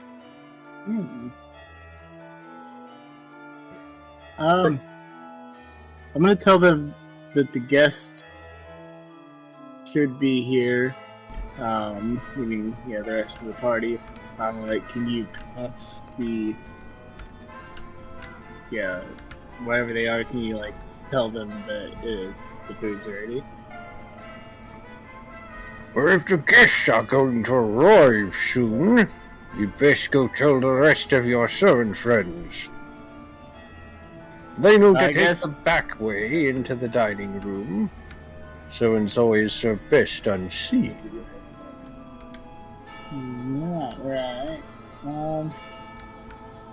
So the rest of my friends aren't the guests. The Rioli, the Peritune, they're all servants. They're not the guests. Is Ralph telling the door that his friends are the guests, or that they're the servants? Yes. Yeah, I'm gonna indenture you all. No. I sense the alcohol you have. I don't have any. I'm just trying to parse which way you're going about this. Are you saying your friends are the servants or the guests? That would be hilarious to say the servants and doom them all, like indoctrinate them all into. You would not doom them all. I'm not a monster. It's like, and then they lived happily ever after serving the ghosts. No, I'm gonna tell them that they're the guests. Okay, the response is the same. That you should probably go talk to the other servants and make sure that they're ready. After all, servants serve best unseen. Alright, I'll go back in the servant quarters and announce it. Well, I mean, there isn't really anyone there. Well, they're on scene. Yeah, They're there. yeah, they're much better servants than me, apparently. Yes, unfortunately, you already went in here. Yeah. You have 3 of the dice. Yes. Oh, hey, actually, I can ask the door. Hey, have you seen a child snickering? They took something from me, one of my tools that I need. Yes, Thor. Have you seen snickering? Snickering child. I'm going to do Brooke's line. Brooke looks slightly annoyed at the loss of the wound, but sighs. Right. Let's go find Ralph. Actually, it's perfect because we're doing Ralph right now while you all are doing your own thing. Oh, Appleby. Of course. They probably went and hid something you needed somewhere in the mansion. Yeah, you have any idea her favorite hiding spots or anything? Well, it's certainly not in here. They know we'll find it. And they're not so crass as to hide it in the lavatory either. They are particularly a fond one for the mistress. Maybe in the bedroom. They don't have access to the library. It would have to be somewhere in the bedroom, or perhaps the grand hall? You'd think we'd have found all their hiding spots by now. Alright, I'm gonna ask for directions to the master bedroom. Yeah, since I'm new and all. It's on the other side of the mansion. It mirrors the kitchens here, you see. Ah, cool. We're gonna head over. Just First dash off. we're gonna turn the fire down. We don't want it to burn. Even though it's been fine, even without your attention. I like to imagine the door scoffs when you leave before it even finishes talking. Yeah, you kind of just like left it in a bit of a huff there. You know what this is actually reminding me of? The door in Wind Waker, you do the side quest and get your own island, and like the door talks to you. I guess it's not a side quest because you need to do it to get one of the Triforce pieces. But, yeah. So, wonderfully enough, as everyone is getting ready to go find Ralph traipses his way across the grand hall, comes into this other hallway, and sees the rest of you. Oh, I'm gonna go. Yes, our esteemed guest. Dinner is ready. I just gotta get the key from in here. You excuse me. I'm sorry you see me. The door, my boss, the door says I'm supposed to be unseen, but you know, I'm not super stealthy. I'm gonna go look for the, Tucker is confused as he just kind of passes all that information. But he does have a chance as he walks by him to sniff Ralph. And he comes to the rest of the group. I think he's been cooking. I imagine Brooke is just staring blankly as Ralph goes past and goes, "What?" We left him alone for 30 minutes and he got a job. Wow, I was right. I do want him as my treasurer. He's so responsible. Smells good, too. Did he say his boss was a door? Yep, he sure did. Oh, let's Also, start didn't he looking say for he that needed a X. key? Don't you have the key, Brooke?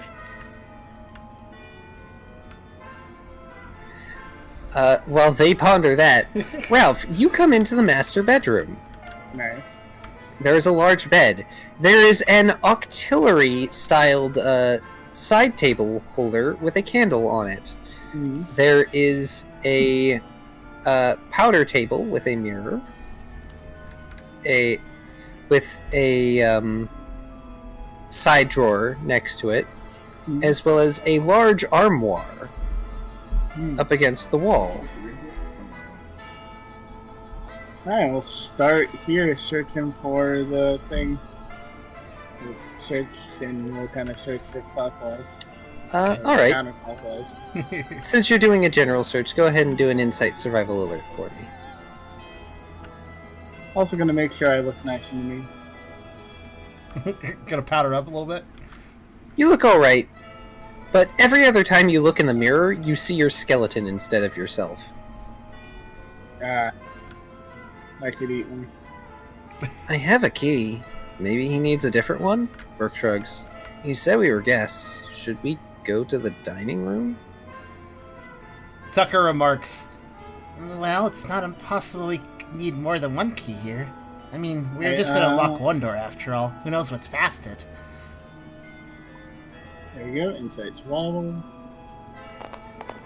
and then he says, kind of under his breath, Well, I wouldn't mind going to the dining room, I guess. I'm not sure if I would trust any food that comes out of a haunted mansion, even if Ralph cooked it. See, I'm improving in my shut up, you're out of the room, stop recording. Yeah, I've improved with my reputation. You didn't say especially when Ralph cooked it. You How said does Ralph... I was going to say something as Tucker. How does Ralph interrupt Tucker when he's, like, over there? Ralph has cooked once in this entire campaign and Riley didn't eat it. Tucker will remark... Oh, that was out of character, I'm sorry. It's okay, I know, it's just like, it's funny because I was going to say one more thing with Tucker. Anyways, Tucker will remark, Well, it is a little weird to think there's good food here, but from the aromas on Ralph, because it does smell like he was cooking a lot, everything smells pretty fresh, actually. It might be okay. Like, I'm not sure how much I trust any of this, especially if there's a weird attempted resurrection thing going on. Even if it's good food, I'm not entirely unconvinced we're not going to all be knocked unconscious by it and wake up tied up to some ritualistic altar to be sacrificed to bring somebody back from the dead. Tucker blinks a few times. It seems like the DM wants to Hold say on! something. Hold on! You're not in the room! No, the DM. Oh, I'm sorry. Descartes, do you want to say something? Nope. I was letting You you were guys. wrong! Be nice. Tucker looks at Tucker just blinks through Riley's big statement about all the possible negative consequences of eating the food, and then without skipping a beat says, We'll just let Ralph eat it first. I don't exactly want to see him get sacrificed either, Tucker. Tucker tilts his head for a second. I think he can put up with that when it comes to food. I feel like that the line should be drawn a little bit before that. Clearly, Riley does not have the same confidence in Ralph's constitution that Tucker does. Yes, I am aware. Riley has confidence? Ralph, it actually doesn't take you very long to find the missing die. You may notice there's like a little circle that's on the powder table. Yeah. It's one of those little containers of powder that the lid counts as a powder proof. Yeah. You lift that up and the die is inside. Yeah, I was actually thinking that out of character. Like, that seems like a cheeky place to put it. You also find a note in the side, in one of the side table drawers that I can type out briefly. Also, what Riley doesn't seem to be understanding from what Tucker said is that if that food is somehow cursed, I doubt it affects Ralph. Or at least Tucker certainly doubts it affects Ralph. I mean, to make the poison types not feel left out, I ate some of theirs at the exactly. the big pile.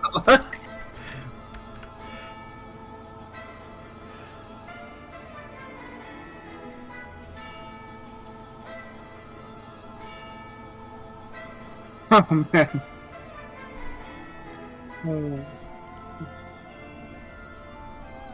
Let's see here. Well, I wanted to get into the library, but I wanted to get into the library, but nothing necessarily says that what we need is. Sorry. Yeah. Well, I wanted to get into the library, but nothing necessarily says what we need is in there. We might meet the master of the house in the dining room, Brooke says.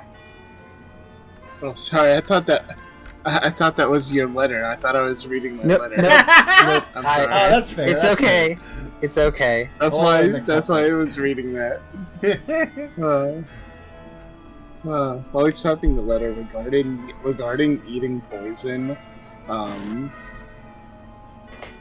in my D&D game, I actually overkilled a green dragon and their element's poison, so like, the green dragon blood went everywhere.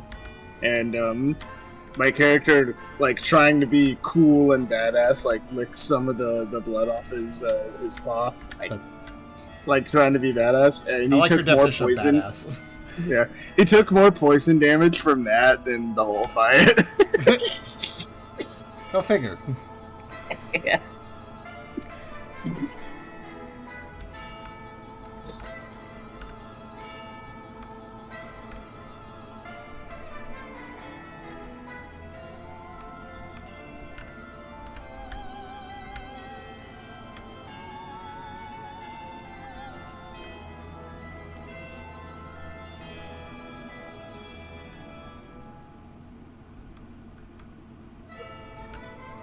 Thank God it's back. Excellent.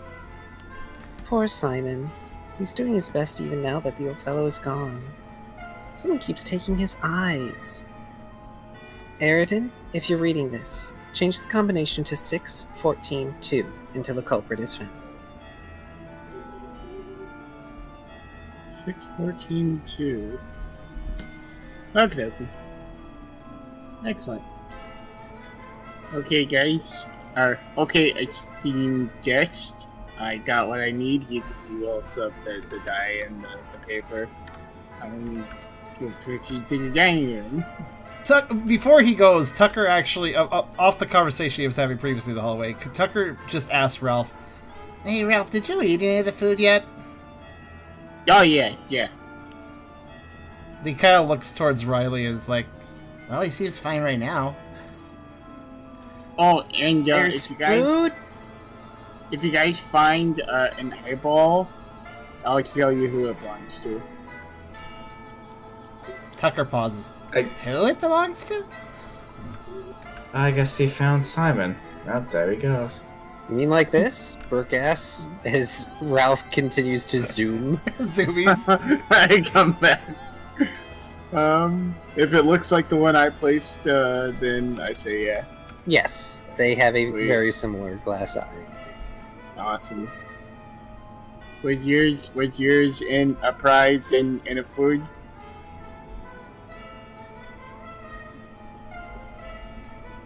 You make it sound like a cereal box prize.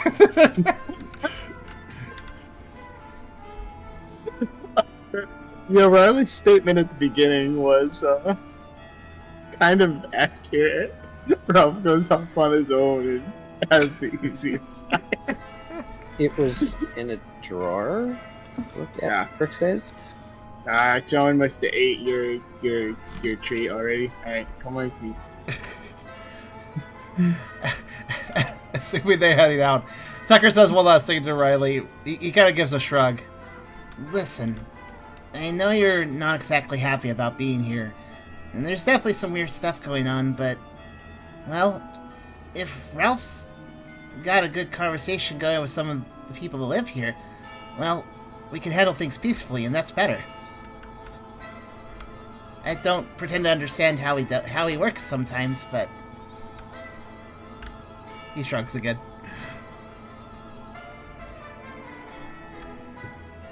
Out of character, not sure he understands how he works. Brooke shrugs at the others and follows Ralph. It's not that I don't trust any of you.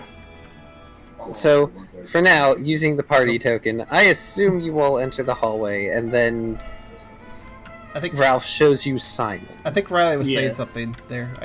Oh, didn't sorry. catch it. That was the whole statement. What was it though? I missed it. It's not that I don't trust you, and that was it. That was the whole Oh, statement. fair enough.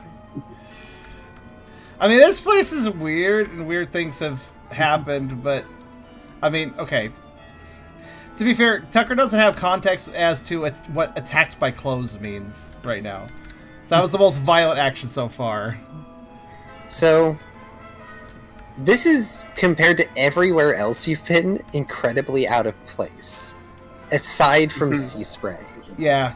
And it's in a super out-of-the-way place. Yeah, it's a weird location.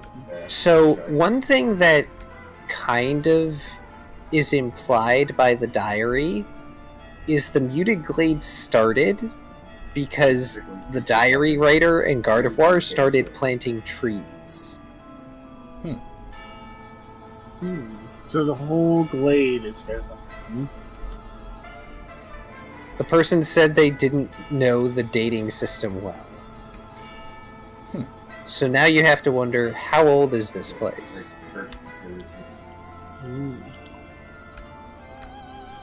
Brooke will look at the one-eyed skull. Well, here you go, Simon. He puts in the other eye. The eyes flash, and they glow purple. The skull jitters a bit and hacks out a cough.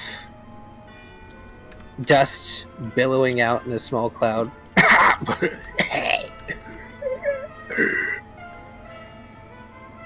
Thank you. It's been a while. Tucker has saucer eyes over this, but doesn't seem exactly scared. I do hope the mistress isn't upset. I haven't tended the garden in ages.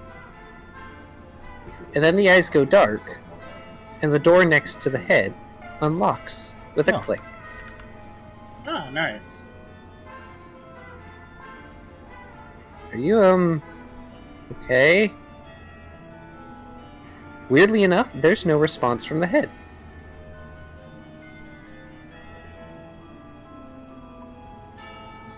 B. Brooke This looks odd at the mode door. brought to you by the letter B. You look out the door, and there's another portion of the garden. Are you all gonna actually go out? Because you can't see a whole lot from the doorway. Tucker will go out, assuming the others do.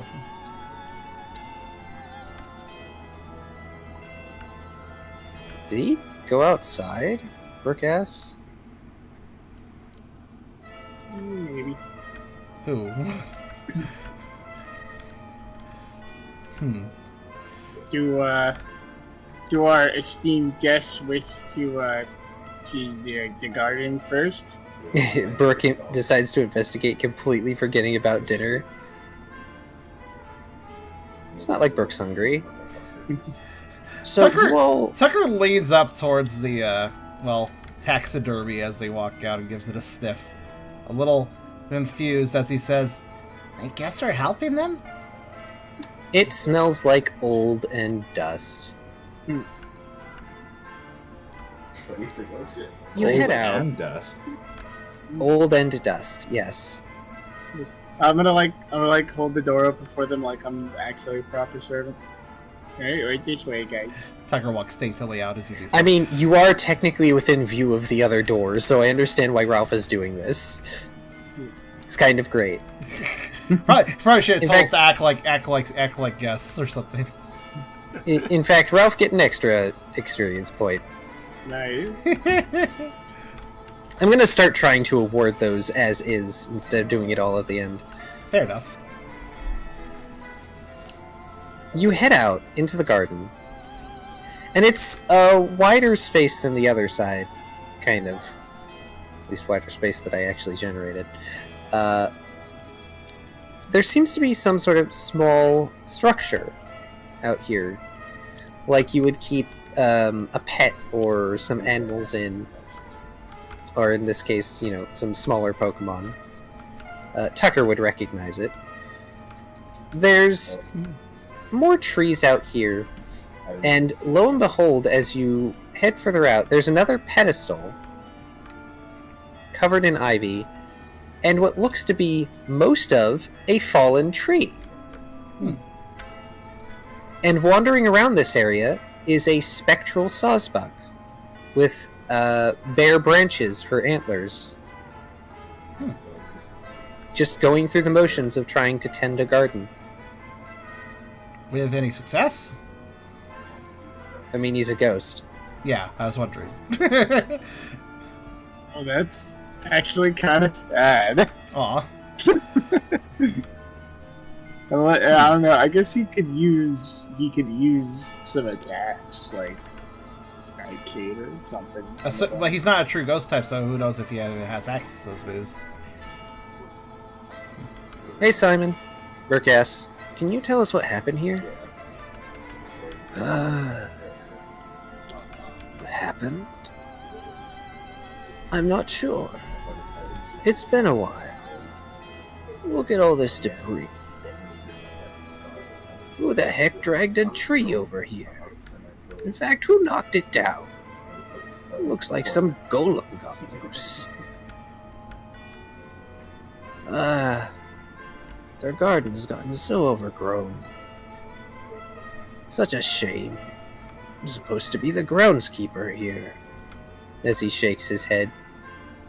Like, if any of you have seen Princess Mononoke, he's got kind of like a beard thing going on, kind of like the spirit of the forest.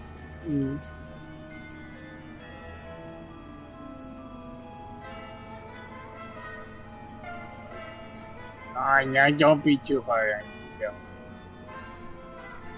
Sorry if this is a weird question, but are you alive, Burkass?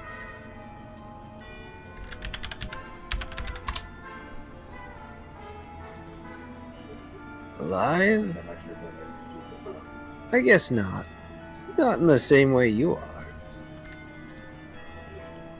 Thankfully, the ladies of the manor have been keeping me around. I didn't want to go, but you know how it is. The body eventually gives out on you. They're very kind. I wish them all the happiness in this world. I don't know if you heard, but they're due to be engaged. Or was it married? How long has it been since I haven't had my eyes? He ponders. Is there a date on my note? Nope. Don't mind me just experimenting if I could do ghost colors on a Pokemon. Not really. That's fair. I mean, I appreciate the effort. That's a decent effort. If only. Oh, you know what'd be great? I wonder if there's a way to opacity. make something semi-transparent if it's a bottle. It'd be perfect. Yeah, can you just like turn down its opacity? I'm kind of. Let's see. I don't even know that you guys know the date. I don't think we do. Actually, wait. I think I can turn it up. Let's see. Hold on. There's an option for that. Isn't it this? Nah. That'd be so cool. Worth a shot. I was curious if I could do it. It would be nice to learn. Actually. So, do you need me to like cast you need to use like Ghost Loop on you so that you can, dig the ground and stuff? No, I'll be fine. I hate to be that guy, but Kyrio has to be done in like literally 2 minutes, so we might want to wrap it up there. It's fine. You guys can get the rest of this next Fair. session. Yeah. There was a few Yeah, things. this Oops. is There was a exciting. few things that Tucker wanted to do here too, but I think I'll save for next session as well. Yes. Yeah. Thanks for the picture of Riley appearing right there. Sorry, that was just I accidentally grabbed that. Let's move that over. Would you, after we're done, after I do my outro card, could I borrow you for a little help rearranging the table again? Sure. Okay, thank you. I'm kind of bad at remembering everything, where everything goes. I mean, Yeah, I really that's like fine, it. but we're still going to be using the Oh, sure. But by the time the next session rolls around, I will have you a second table, so it's fine. Oh. So I can Oh, we can bake this, and we can use it on the new table next session. So basically baking it right now, rearranging this table the way it was before we put down this map. And by the time next session rolls around, I will have you a brand new table for this alone. So did you create this map in between last session and now? Yes. In fact, I did it So it's a between last good- weekend now. So it's a good thing the bats waylaid us, and well, I mean it's not good whatever happened, but Well, it turned like I- I really like this map. it worked out. I was prepared Yeah. to do the entire mansion off the top of my head. Dungeon Alchemist wasn't even out back then. It only very recently became early access, so I made this very recently because I wanted to give you guys a map and see if I could give you something cool. Yeah, it's definitely cool, and I love the aesthetic. Actually, I love the mansion-y, antique furniture, like, and the whole theme. Yeah, it's really cool, honestly. Clearly a powerful program.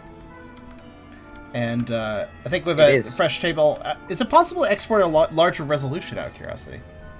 I don't know. Okay, it's not. It It's only- okay if it's not. Okay. If Yeah, it's I not, would it's need to fiddle with the export options because there's options to use it with things like Foundry, VTT, Fantasy Grounds, to export it for Roll20 and things like that. Anyway, Good night, Kyrio. Everybody get 2 experience. Oh, you handle that, Kyrio, before you go? All right. If anybody needs to add to their sheet, as usual, let me know. Right, I'm good. Okay. What? There. Alrighty. All right. Go to bed. Look at that. Boyfriend can go to bed on time. I'm glad, actually. I'm really happy that worked out. 1 minute late.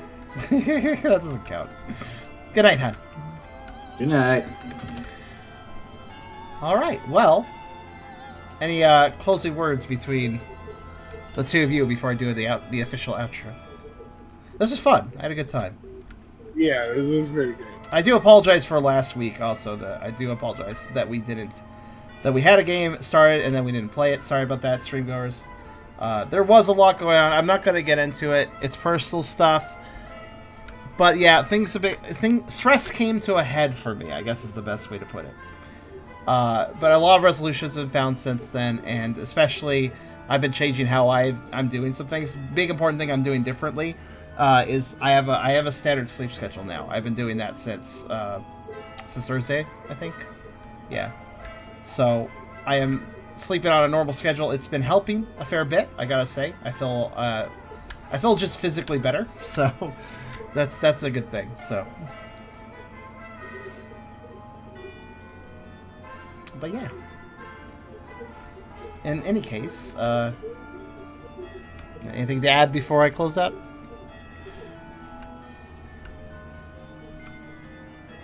Okay, I'll take that as a no. No. Yeah, nothing I can think of. All right. Well, let me get this outro going so that so I don't take up too much of Car's time with fixing the table. But anyways, I hope you guys enjoyed session 80. This was again the wonderful suggestion here with the wonderful idea here with the table, Car. While I do enjoy the randomized dungeon stuff, with some dungeons it definitely makes more sense to have something like this. And a Banshin is perfect for a actual built map. So I really like that decision. I think it was a good one.